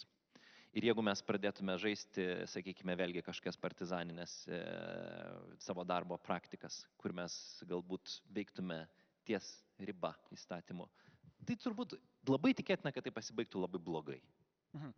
Romas, matau, nebeiškenčia. Romas daug metų dirbęs net ne lietuviškai žiniasklaidai, Vokietijos žiniasklaidai iš įvairių vietų. Ir nežinau, kaip tu dirbai, gerai ar blogai, bet Vokietija tik visai neseniai suprato, kad Rusija iš tikrųjų reali grėsmė. Tai gal čia pagaliau tas efektas yra. Bet Romai, iš to, ką tu girdėjai, iš tavo patirties, veiksmų planas, kieno čia yra reikalas? Valstybė turi sugalvoti, ministerijos, redakcijos, įstatymuose įtvirtinti, nes tai, ką mes šiandieną šnekam, panašu, kad tos humanitarnės teisės iš 20 amžiaus, jis realiai neužtenka. Visų pirma, noriu padėkoti Teisingumo ministerijai, žurnalistų sąjungai už pakvietimą. Tai reikia mums atsakyti visiems į klausimą, kam Lietuvai reikalingi karo žurnalistai. Visų pirma, toks klausimas, ar mes turime programą juos ruošti. Karo žurnalistai reikalingi tam, kad parodyti per pirmas karo dienas, per valandą X nedaug dievė, jeigu jie ateitų, kad Lietuva priešinasi. Karo žurnalistas turi turėti savo krepšį, turi turėti Starlinko lėkštę, turi turėti savo fotoaparatą, savo kompiuterį, turi turėti kompasą. Nes tada nebus jokios elektros, neveiks bankų kortelės, nevažinės mašinos. Jisai turi turėti būti paruoštas, nemegoti miške keletą dienų, turi būti pasiruošęs vaikščioti daug. Nes Lietuva ne Ukraina, mes neturim tokios operatyvinės gilumos kaip Charkove visur. Pas mus yra Vilnius pafrontės miestas, čia gali per 20 minučių kažkas atskristi. Aš galvoju, kad kiekviena redakcija turi mąstyti valstybiškai, turi parinkti kelis žurnalistus, pasiųsti į kokią nors būsimą galbūt karo žurnalistikos ruošimo centrą. Ten turėtų būti krašto apsaugos žmonės, ten turėtų būti sveikatos apsaugos ministerijos žmonės, ten turėtų būti struktūros, pati karo žurnalistika bus reikalinga valstybei parodyti NATO narėms, kad valstybė priešinasi. Jeigu nebus karo žurnalistų, ką mes matysime? Mes matysime užkištas gatvės mašinų, daug avarijų, insultų, neveikia, negali žmonės užsipilti. Ir visą tai dės paprasti žmonės, kol dar veiks mobilaus ryšio operatoriai, socialinius tinklus. Ką matys mūsų partneriai? Lietuva panika, Lietuva pasiduoda, ar reikia už ją kariauti? Tu jau šitip klausimą keli? Taip. NATO mesgi straipsniais apsisaugoję esam. Galima pastatyti ant sienos su NATO straipsniu kokį nors pasienietį, kuris duos paskaityti, kas važiuos tiem, jeigu važiuos. Romai, palauk, nes ne apie tai dabar. Ne. Jo, bet jeigu labai rimtai, kolegos, aš dėl ko sakau apie karo sąlygą. Mes iš tikrųjų Lietuvoje labai dažnai irgi, man atrodo, neišmokom, o gal dar pakomentuosite, dabar atsirado terminas diena X. Nežinau, ar tai yra psichologinis toks nusiraminimas, kad mes nevartojam žodžio galimas karas, arba karas iš tikrųjų. Gal greičiausiai dėl to. Kolegos Ukrainoje, aš puikiai pamenu iki didžiojo karo, ir aš tikrai pamenu, kai ir man tekdavo dirbti įvairiuose miestuose, o kaip nors nuvažiavus, aš suprantu, kad Ukrainoje buvo tuo metu lyg ir dvi Ukrainos mažų mažiausia, kariaujanti Ukraina ir visa kita, kur buvo irgi skirtingų nuomonių, diskusijų, lyg tai karas ten kažkur vyksta. Aš tikrai tą prisimenu ir kolegos tą žino. Bet mes dabar turim turbūt apie tai ir padiskutuoti, nes čia klausimas apie galimybę skleisti informaciją. Aš tiesiog grįžtu prie temos, kurią čia užvedžiau, technologijos pavyzdžiui. Prieimas prie kitų instrumentų, nes vis mokino skaitmeninius instrumentus, bet turbūt suprantam, kad ir fiksuoti įvykius reikia mokėti įvairiais instrumentais dabar, nes mobilus telefonas gali įsikrauti, gal ir fotoaparatų verta pasimokyti fotografuoti, gal net ir juosnius išsitraukti. Aš taip šaržuoju, bet spaudai dirbti, laikraščiam dirbti, dar kažkam. Aš tiesiog provokuodamas, aišku, tą sakau, bet aš pamenu puikiai apie tą laikraštį, kurį mes kalbame. Man atrodo, praeitis, kai Lietuvoje 91 metais išėjo laikraštis Laisva Lietuva, kai spaudos rūmose buvo išvaryti žurnalistai, LRT buvo išvaryti žurnalistai ir taip toliau. Bet ta pamoka, aš suprantu, niekuo nesena ir dabartiniais laikais, kai tave išvaro iš bet ko, atima redakciją, sudaužo redakciją, tu turi turėti tai, ką Romas šnekėjo, kolegos, kieno tai reikalas. Kažkas minėjo, kad redakcijų, pagalvokim apie tai, ar tai yra tik redakcijų reikalas tą daryti. Pavyzdžiui, bet kurios rajono mažos redakcijos. Ar Medijų rėmimų fondas turėtų remti kokias nors programas. Aš tiesiog provokuoju visus, nes Augustinui gal lengviau. Jūs LRT jau turit algoritmus. Jūs turit pinigų, kaip sako visi, jums viskas gerai. Jo, mes turim labai daug pinigų, tai mes turim palidovą išsikėlę savo. Starlinkus visi turite. Bet aš galiu atsakingai pasakyti, kad tikrai LRT dirba šitais klausimais. Tikrai yra įvairių scenarijai svarstami ir... Nereikia viešinti, nes transliacija vieša. Taip, tai negalima nieko viešinti. Tiesą sakant, neturėčiau ką paviešinti, aš daug apie tai nežinau. Bet tie dalykai yra. Bet kalbant apie laikraščių spausdinimą ir panašiai, nebus čia laiko tų laikraščių spausdinimą. Nebus čia laiko pūsti dulkių nuo tų presų ir čia ieškoti, kur rašalas paslėptas kokiam Rusijai. Viskas bus labai greitai, kaip ir minėjo kolega, mes maža šalis, kurie turime būtent reaguoti žaibiškai. Tai turim pasiruošę biurus užsienyje turėti visi. Čia daug klausimų yra. Biurus užsienyje, ką darys mūsų korespondentai užsienyje, dirbantys, sakykime, LRT ir taip toliau. Ukrainos pavyzdys rodo vieną dalyką, kad daugelis tų žuvusių žurnalistų, jie žuvo fronte. Tai žurnalistai buvo tie, kurie užsirašė pirmieji į frontą kariauti. Tai yra dažniausiai morališkai motyvuoti žmonės, patriotiški ir panašiai. Natūralu, kad jie buvo tie, kurie išėjo kariauti ir daug jų žuvo. Tai čia vienas dalykas. Antras, mes su kolegomis kalbamės. Ką tu darytume ir taip toliau ir panašiai.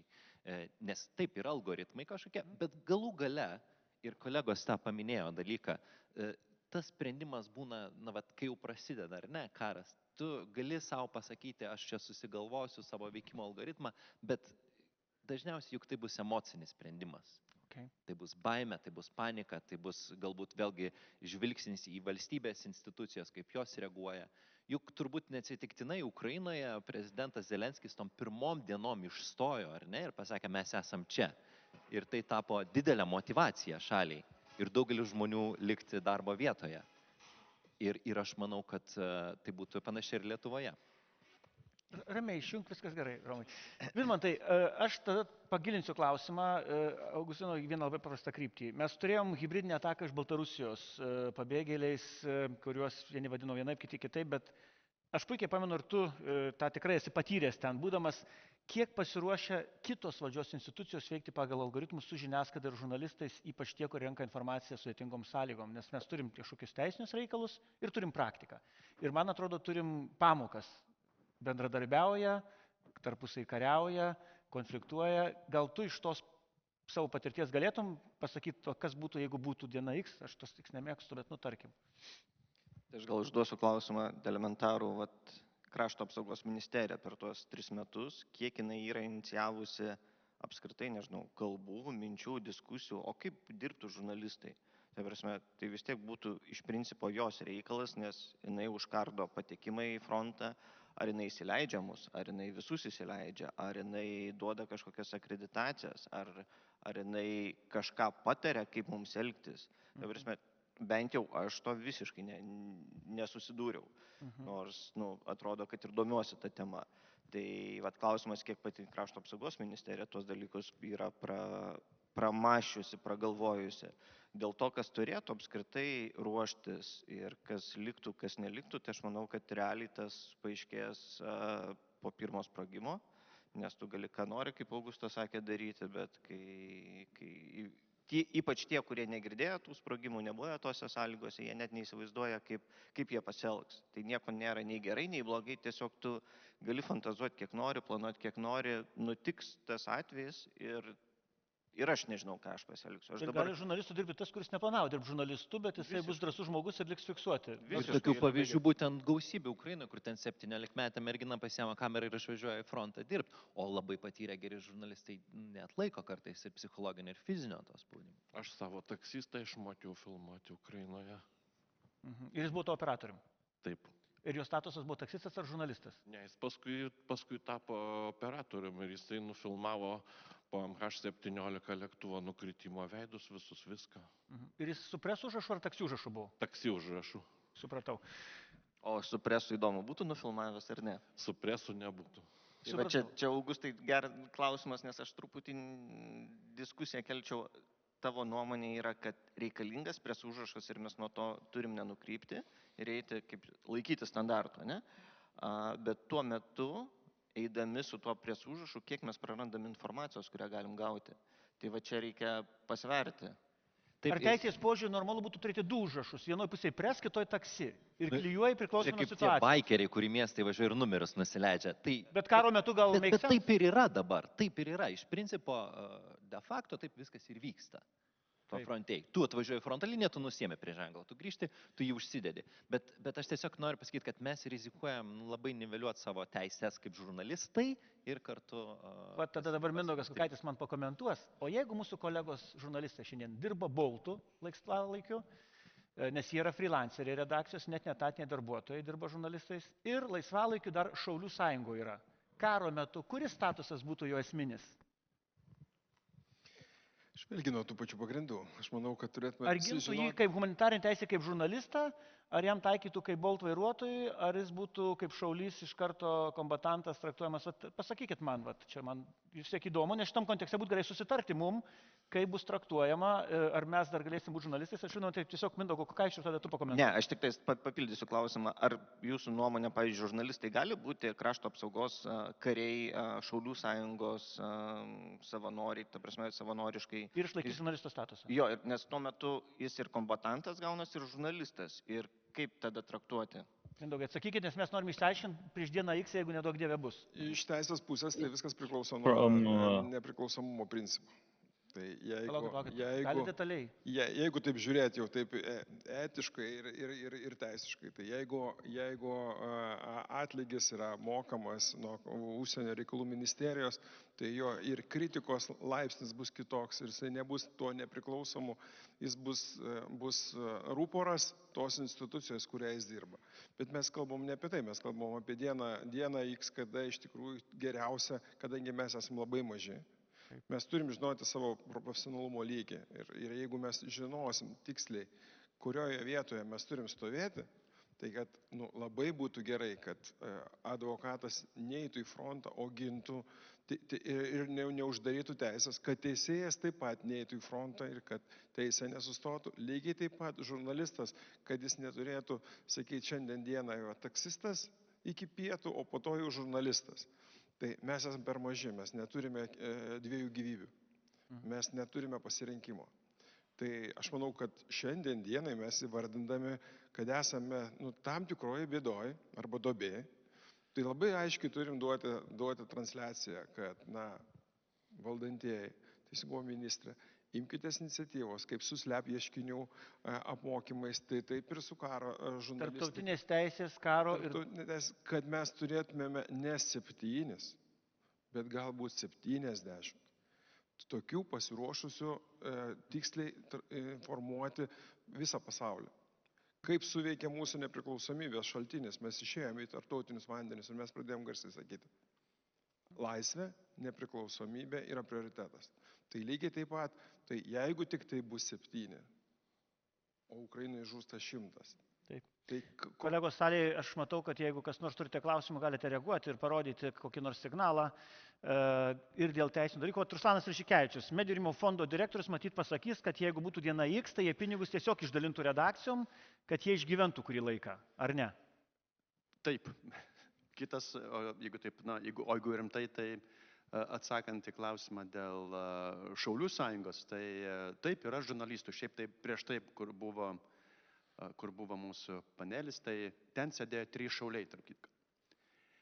Ir Šaulių sąjungoje yra galimybių daryti labai daug dalykų, taip pat ir daryti informacinius dalykus ir dirbama ties tuo, kad ir žurnalistai būtų organizuoti ir galėtų atlikti savo pareigą būtent dienos X metu, kai tokia diena X išauš. Taip pat ir kalbant apie Medijų rėmimo fondą, tai aš manau, kad vienu ar kitu metu mes turėsime taip pat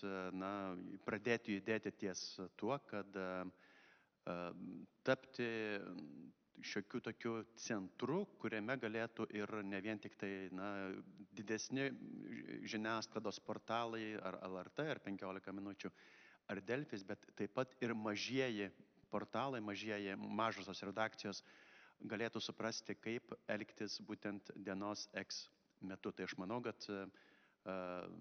plius minus mes jau pradėsime darbą, ne iš karto, bet po truputį į tą pusę pradėsime eiti taip pat, nes tai yra mūsų taip pat ir pareiga. Ar aš teisingai supratau, bet jūs turite jau algoritmą, kad dienos X metu jūs tiesiog tos pinigus kažkaip panaudojat, kad žmonės galėtų dirbti savo darbą ne pagal projektus, kurie buvo taikos metu, bet karo sąlygom. Ar dar kol kas tai fondui tokia misija valstybės nepavesta? Yra pavesta misija, bet ne tiesiogiai, bet per projektus. Yra pavesta misija, kad nepaprastos padėties metu fondo taryba nustato prioritetus, kaip tie pinigai yra leidžiami. Tai taip yra tokia, bet mes dar, kaip sakant, ties tuo dirbame ir process in the making.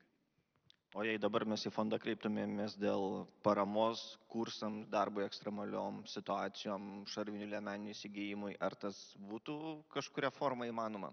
Kadangi pinigai, didžiulė dauguma pinigų yra skirta projektams, tai yra projektams, kurie surišti su turiniu. Šiuo metu nelabai to mes galėtumėm padaryti, kadangi pinigai yra skiriami turiniui, bet mes turime galimybę taip pat ir ieškoti pinigų ne vien tik tai projektams, bet ir ne vien tik tai turinio projektams, bet ir svarbesniems reikalams, kurie, pavyzdžiui, mes dabar sėdėjom pirmos diskusijos metu ir buvo klausimas, aš savo taip pat paklausiau, kodėl mes, pavyzdžiui, negalėtume taip pat ir remti žurnalistų, kurie turi teisinių problemų ir bandyti juos remti būtent kažkaip tai, finansiškai, jeigu tai būtų įmanoma. Bet mums reikia papildomų lėšų tokiems darbams. Ir programų tokių nėra kol kas. Jų anksčiau tiesiog turbūt niekas negalvo, kad reikia. Lina, man atrodo, su Hana galėtų paliudyti. Ir čia, man atrodo, paskutinį aspektą, kurį norėčiau, kad šiandieną panagrinėtume, karo metu daugybė struktūrų sužlunga arba bent jau nebegali veikti normaliom sąlygom. Su visuomeniais transliuotojais valstybė turi tokį rimtesnį įsipareigojimą net ir tokiu metu dirbti, bet visa privati žiniasklaida, individualūs žurnalistai, jie dažnu atveju, man atrodo, neturėjo jokio valstybės tikro įsipareigojimo kažkaip remti, išlaikyti, reklamos rinka žlugo ir visa kita. Ar gali šitą dalį trumpai pakomentuoti, kaip su žurnalistais, kurie nepriklausomi ta prasme, kad valstybės tarnautojas jie nėra, visuomeninis transliuotojas atlieka specifinę misiją ir kas tada? Tarptautinės organizacijos turi padėti, patys galvoti, nes kai sugriūna struktūra, kai čia kolegos kalbėjo vieną dieną X, tu nepasiruošęs, jeigu neėjai kursų kaip išgyventi, nemokė dar kažką ir galbūt tavo kortelėje buvo tik 10 eurų likę, kaip pavyzdys, o redakcija to nebegali iš atlyginimo išmokėti, o išeina redaktorius į frontą. Ar yra tokių patirčių?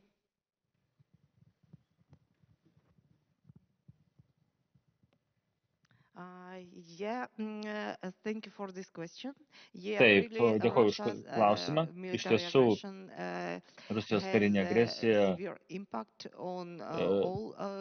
padarė labai didelį poveikį visoms mūsų gyvenimo sferoms, ypatingai žiniasklaidai, ypatingai regionų žiniasklaidai,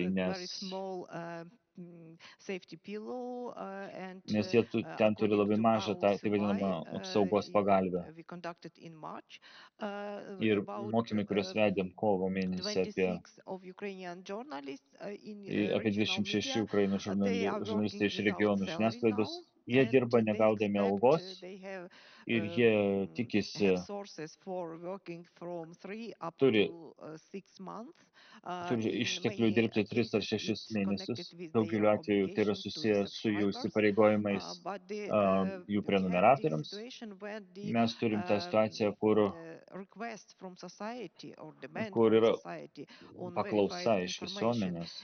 Gauti patvirtinti informaciją yra labai didžiulė, tačiau šaltiniai, galintys teikti tokią informaciją, profesionalūs žurnalistai, tie šaltiniai nyksta karo metu. Ir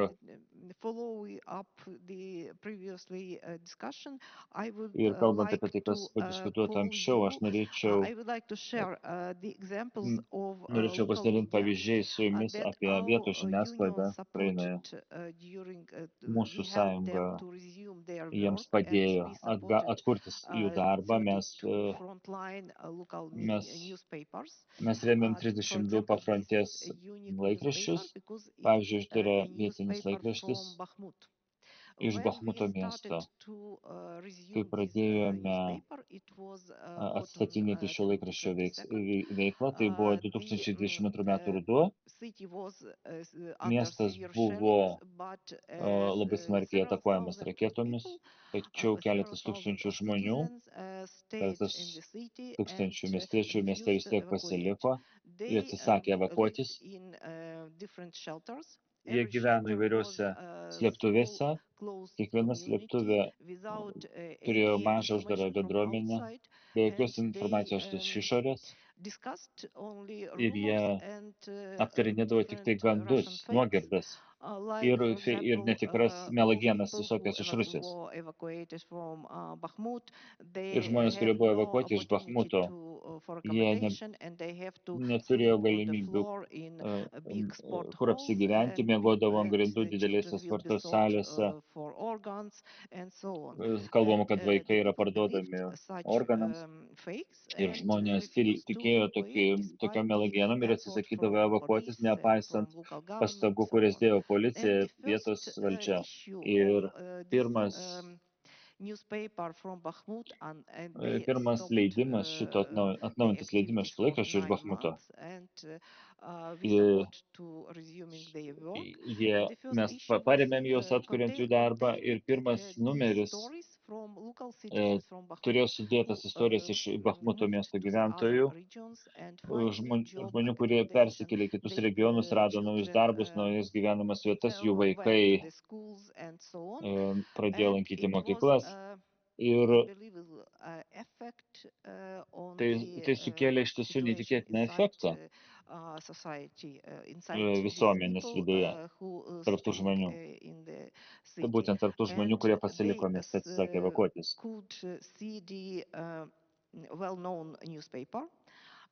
Ir yra kitas gerai žinomas laikraštis, jis yra jo pasitikima.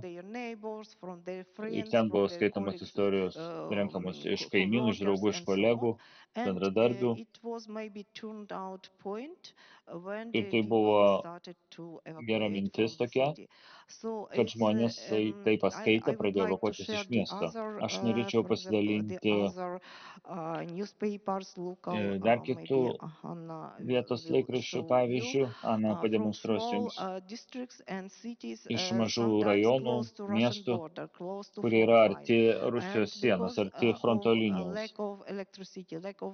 Dėl elektros stygiaus, dėl komunikacijos stygiaus su tom teritorijom. Mes susitelkėm į spausdintą spaudą, nes ji tapo vieninteliu šaltiniu patikrintos vietos informacijos, aktualios tom bendruomenėm. Todėl aš norėčiau jūs pasiūlyti neatsisakyti nuo įvairių formatų įvairiose vietose. Netgi jeigu tai skamba keistai, 21 amžiui atgaivinti spausdintą žiniasklaidą, nes bet kokia laisva vieta bus užpildyta rusiška propaganda nedelsiant. Todėl nesuteikit rusų propagandai galimybės, šanso. Išnaudokit visus šaltinius. Pavyzdžiui, kai kalbam apie komunikavimą su žmonėm, kurie yra laikinai okupuotose teritorijose, kai kurie Ukrainos žiniasklaida persikėlė iš tų teritorijų kitur. Jie naudojo Telegram kanalus, nes kiti šaltiniai, tokie kaip interneto svetainės, ar Facebookas, ar Instagramas, ar net YouTube, yra Rusijai uždrausti. Jiems teko rasti kanalą, teikti patikrintą informaciją auditorijai, todėl tikrai nenusisukit nuo kitokių kanalų. Ir dar mažas vienas dalykas, dėl tą užrašą spauda ant neperšaunamos liemenės ar ant šalmo. Mūsų žurnalistų solidarumo centras, mes turim tokių 6 centrų tinklą, vienas iš jų Charkive. Mes gavom paklausimą iš žurnalisto, kuris nuomojasi iš mūsų įrangą. Mes turime 2 rūšių liemenės. Viena su užrašu Press spauda, gera neperšaunama liemenė, tik 6 kg sverianti, ir kita yra juoda neperšaunama liemenė be jokio užrašo. Ir paskutinį kartą mes gavom užklausą liemenės be užrašo spauda. Ir nuo invazijos pradžios mes įvedėm rekomendacijų žurnalistų saugumui ir mes pakeitėm tą rekomendaciją, kurią davė tarptautiniai ekspertai, kurioje sakoma, kad galima dėvėti šalmą arba neperšaunamą liemenę su užrašu spauda arba televizija, Press arba TV, tačiau raidė V rusų ukrainiečių kare yra susijusi su Rusijos transporto priemonėmis. Todėl mes nerekomenduojame turėti užrašo TV ir turėti tik tai Press užrašą. Gerai žinoti, tai yra kažkas naujo, nes TV buvo kažkas normalaus ant mūsų skydo anksčiau.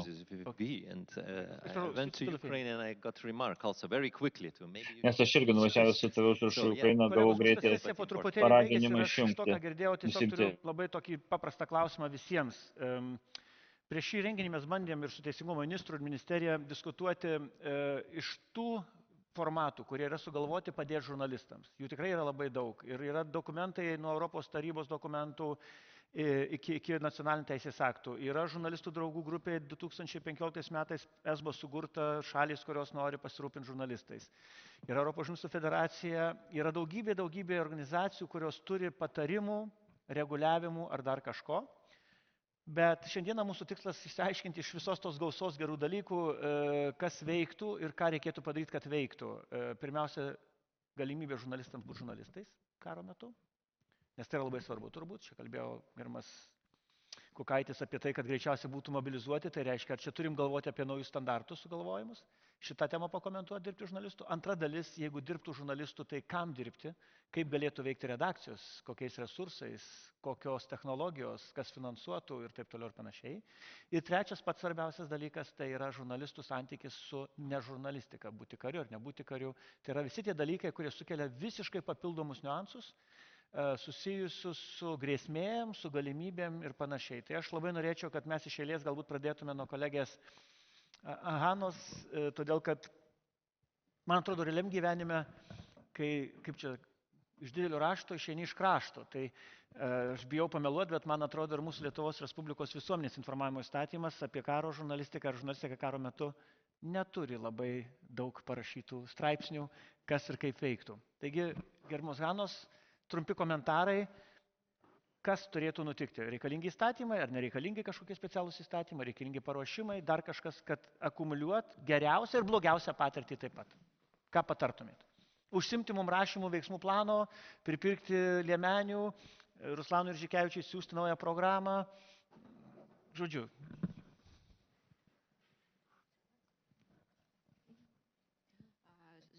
Like top 5 best solutions to be acting journalists. 5 geriausi sprendimai, kad būti veikiančių žurnalistų, o ne negyvų žurnalistų. From your perspective, from your experience.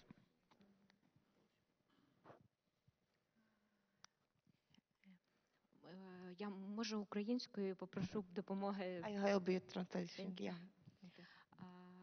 Це, як на мене, це дуже відповідально, от саме й давати якісь поради колегам, але от той досвід, який є, перше, що я хочу сказати, і раптом ви вирішуєте їхати працювати в країну, де війна, або, не дай Боже, вона торкається вас, ви маєте право на страх.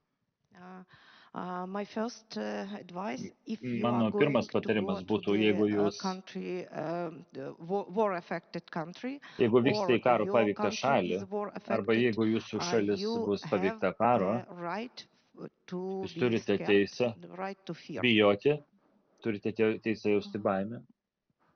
Ваша робота завжди важлива, щоб ви не почули, щоб ви не відчули, як би вам не погрожували,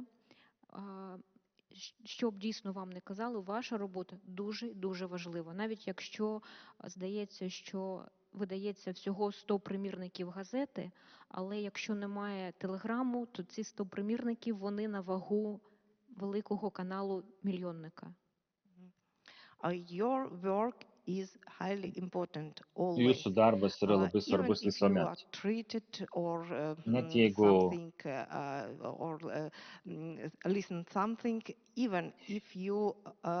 jeigu jūs kažką išgirstate, net jeigu atspausdinat 100 egzempliorių laikraščių, bet jeigu nėra jokių kitų šaltinių abiejose teritorijose, jūsų darbas yra отстоя диделю ТВ-каналу дарба. Іноді буде здаватися, що гірше не буває, але буває. І до цього треба бути готовим. Kartais atrodys, kad negali būti blogiau negu yra, tačiau gali. Та турять бути там посередині. Вчіться, тому що ви можете бути корисним, навіть якщо ви вирішите виїхати зі своєї країни, але ви можете продовжити працювати навіть на відстані. І це теж ваше рішення, і це теж те, що гідно поваги. Ir paskutinis dalykas - išmokit kažko naujo.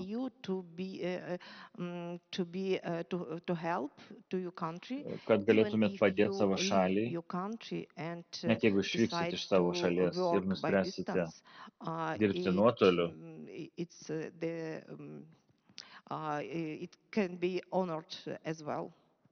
na, tai irgi yra garbingas dalykas.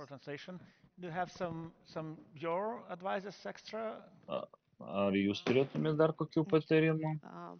My extra advices. Na, papildomai patarčiau nebent būkit pasirengę asmeniškai, nes jūsų asmeninis saugumas yra pagrindinis tikslas. Jūsų asmeninis saugumas reiškia, kad jūs turite suprasti ir turite suprasti, kas jums priklauso ir kad ar galite savim pasirūpinti. Mano asmeninė patirtis sako, kad aš labai branginu savo tėvus. Ir kai jie manęs paklausė, ir jie išvyko iš Donecko 2020, ir jie išvyko 2014 metais iš Donecko, likus 3 dienoms iki mūšiam prasidedant prie Donecko oro uosto.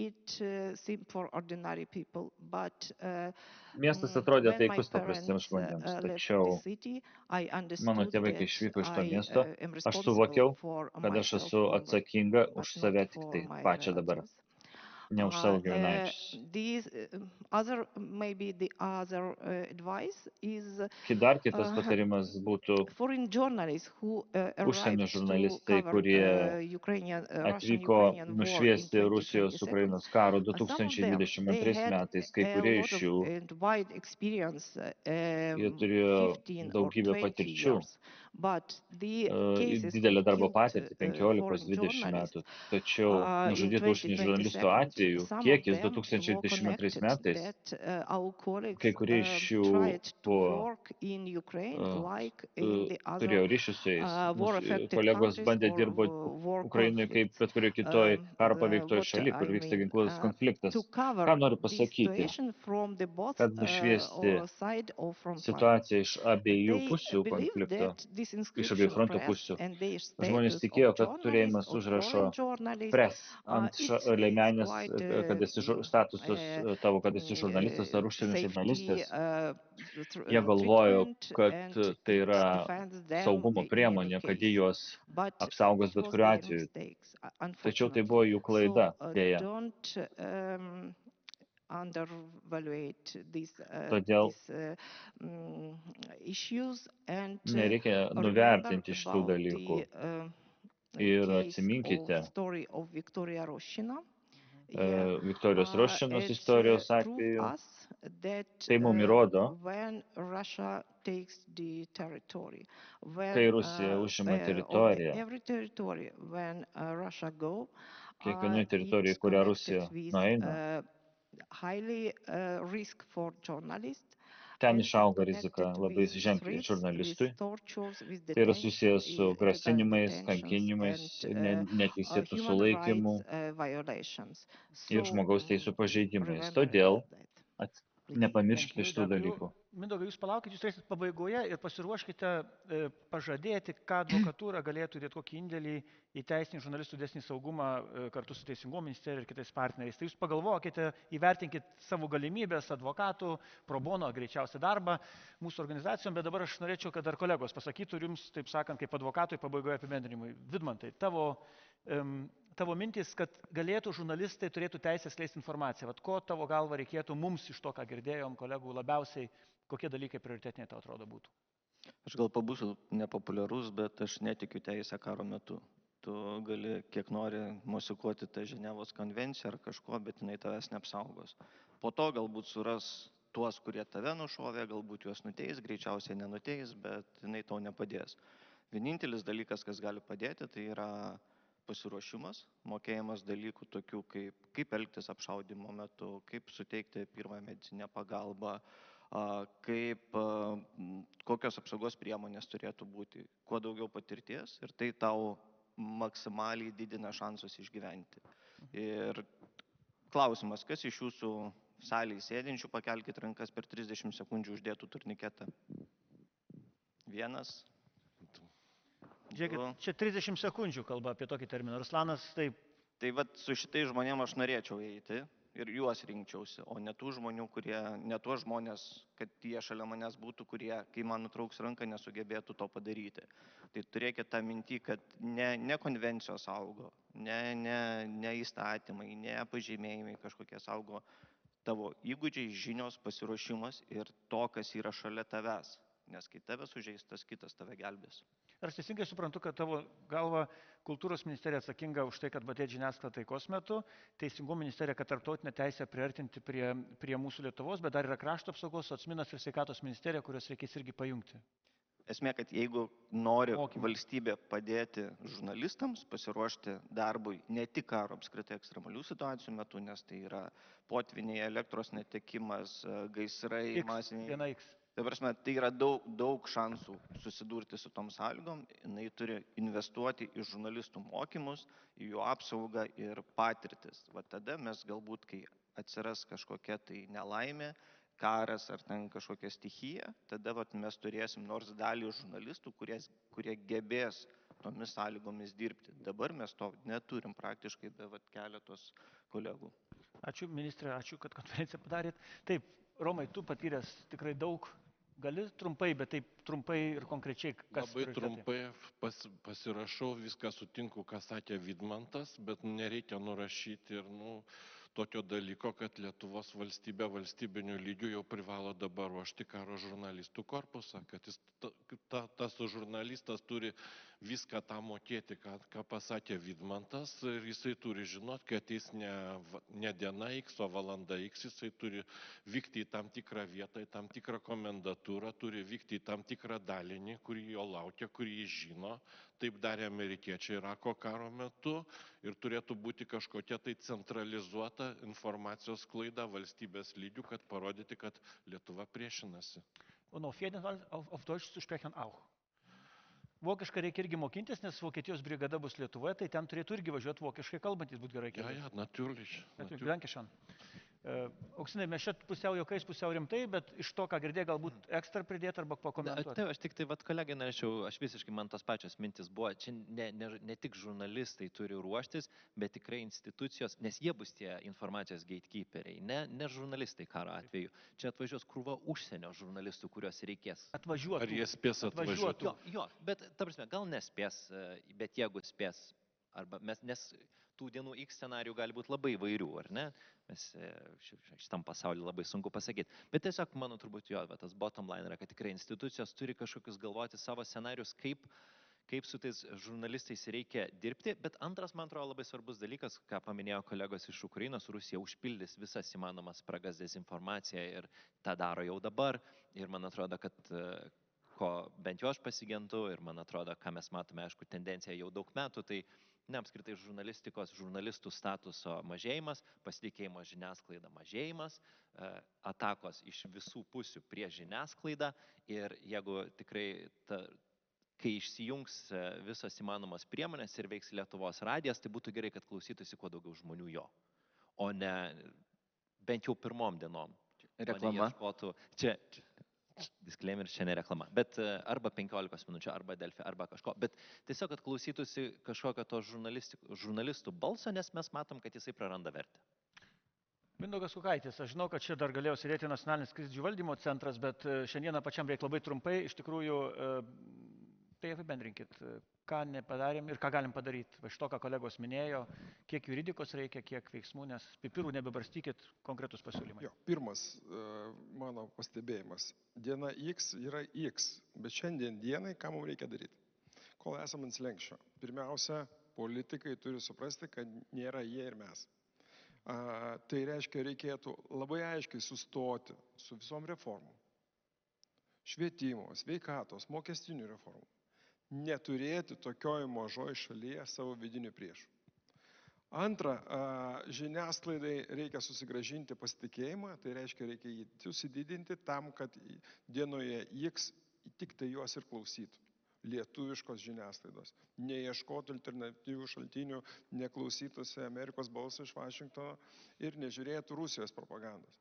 Tai trečia, kai visuomenės žmonės jausis, kad jie yra, į juos atsisukta, nedaromos reformos eksperimentai su jais ir kad valdžia pradėjo galvoti, kad jo, reikia mūsų visus apsisaugoti, tada mes turėdami kaip teisininkai galim sakyti, mes turim užtikrinti tarptautinės teisės veikimą.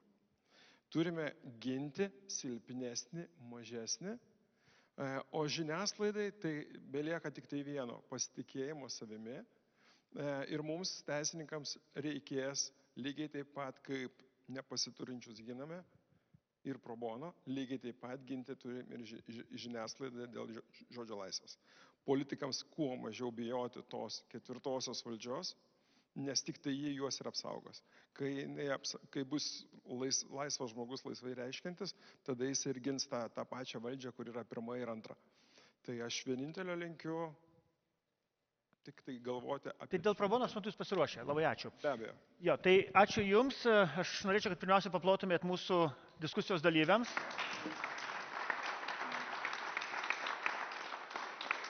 Ypatingas ačiū kolegėm iš Ukrainos, kurios specialiai dėl mūsų atvažiavo, bet dėl mūsų turiu galvoje ir dėl visų kartu.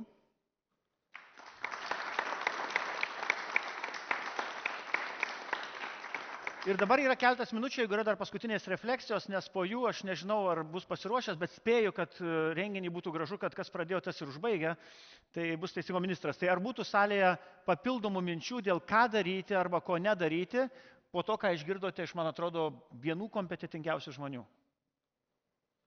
Tyla reiškia, kad jūs manot, kad kolegos viską pasakė. Taigi, mes šiek tiek staupydami turbūt laiko galėtume paprašyti, jeigu galima labai trumpai apibendrinti ministrą, ar to tikėjosi, kai inicijavo šį renginį, ar ne per daug mes čia pasiūlymų priteikėm ir, žodžiu, ar nebijote, kad vietoj spaudos kontrolės valdybos reikės spaudos gynimo tarybą įkurti ateityje?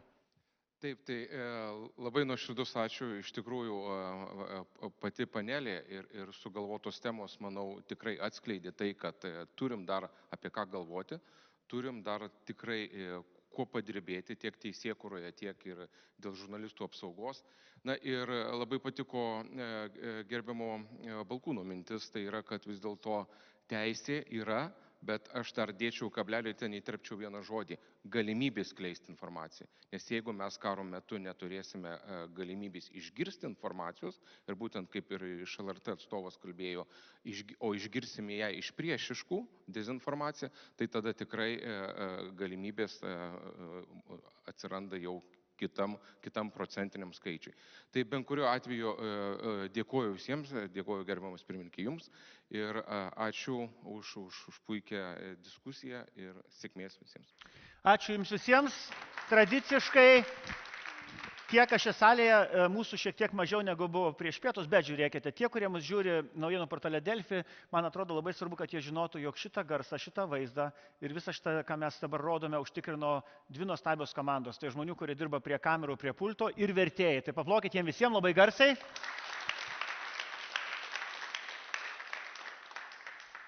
Ir, kaip sakė mūsų kolegos Europos žurnalistų federacijoje, visi dalykai turėtų baigtis šiek tiek anksčiau negu numatyta, tai tada mes turėsime sutaupyto laiko. Ačiū už šią konferenciją, ačiū, kas buvote. Dar trumpam neįsilakstykime, galbūt pabendrausime neformaliai. Na, o šiandieną tiek mes dėkojame tiem, kas žiūrėjote, tie, kas klausėtės. Rekomendacijos turėtų būti neužilgo. Ačiū visiems. Ačiū.